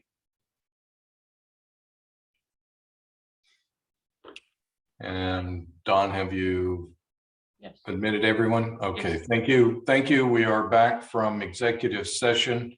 Mr. Godhelp for F&A, I believe you have a motion. Yes, motion to approve a separation agreement with Jerry Forza in a final form and content as approved by the city attorney in the amount of $27,216.80. Do I have a second? Second. I've got a motion by Mr. Godhelp, second by Mr. Elwood.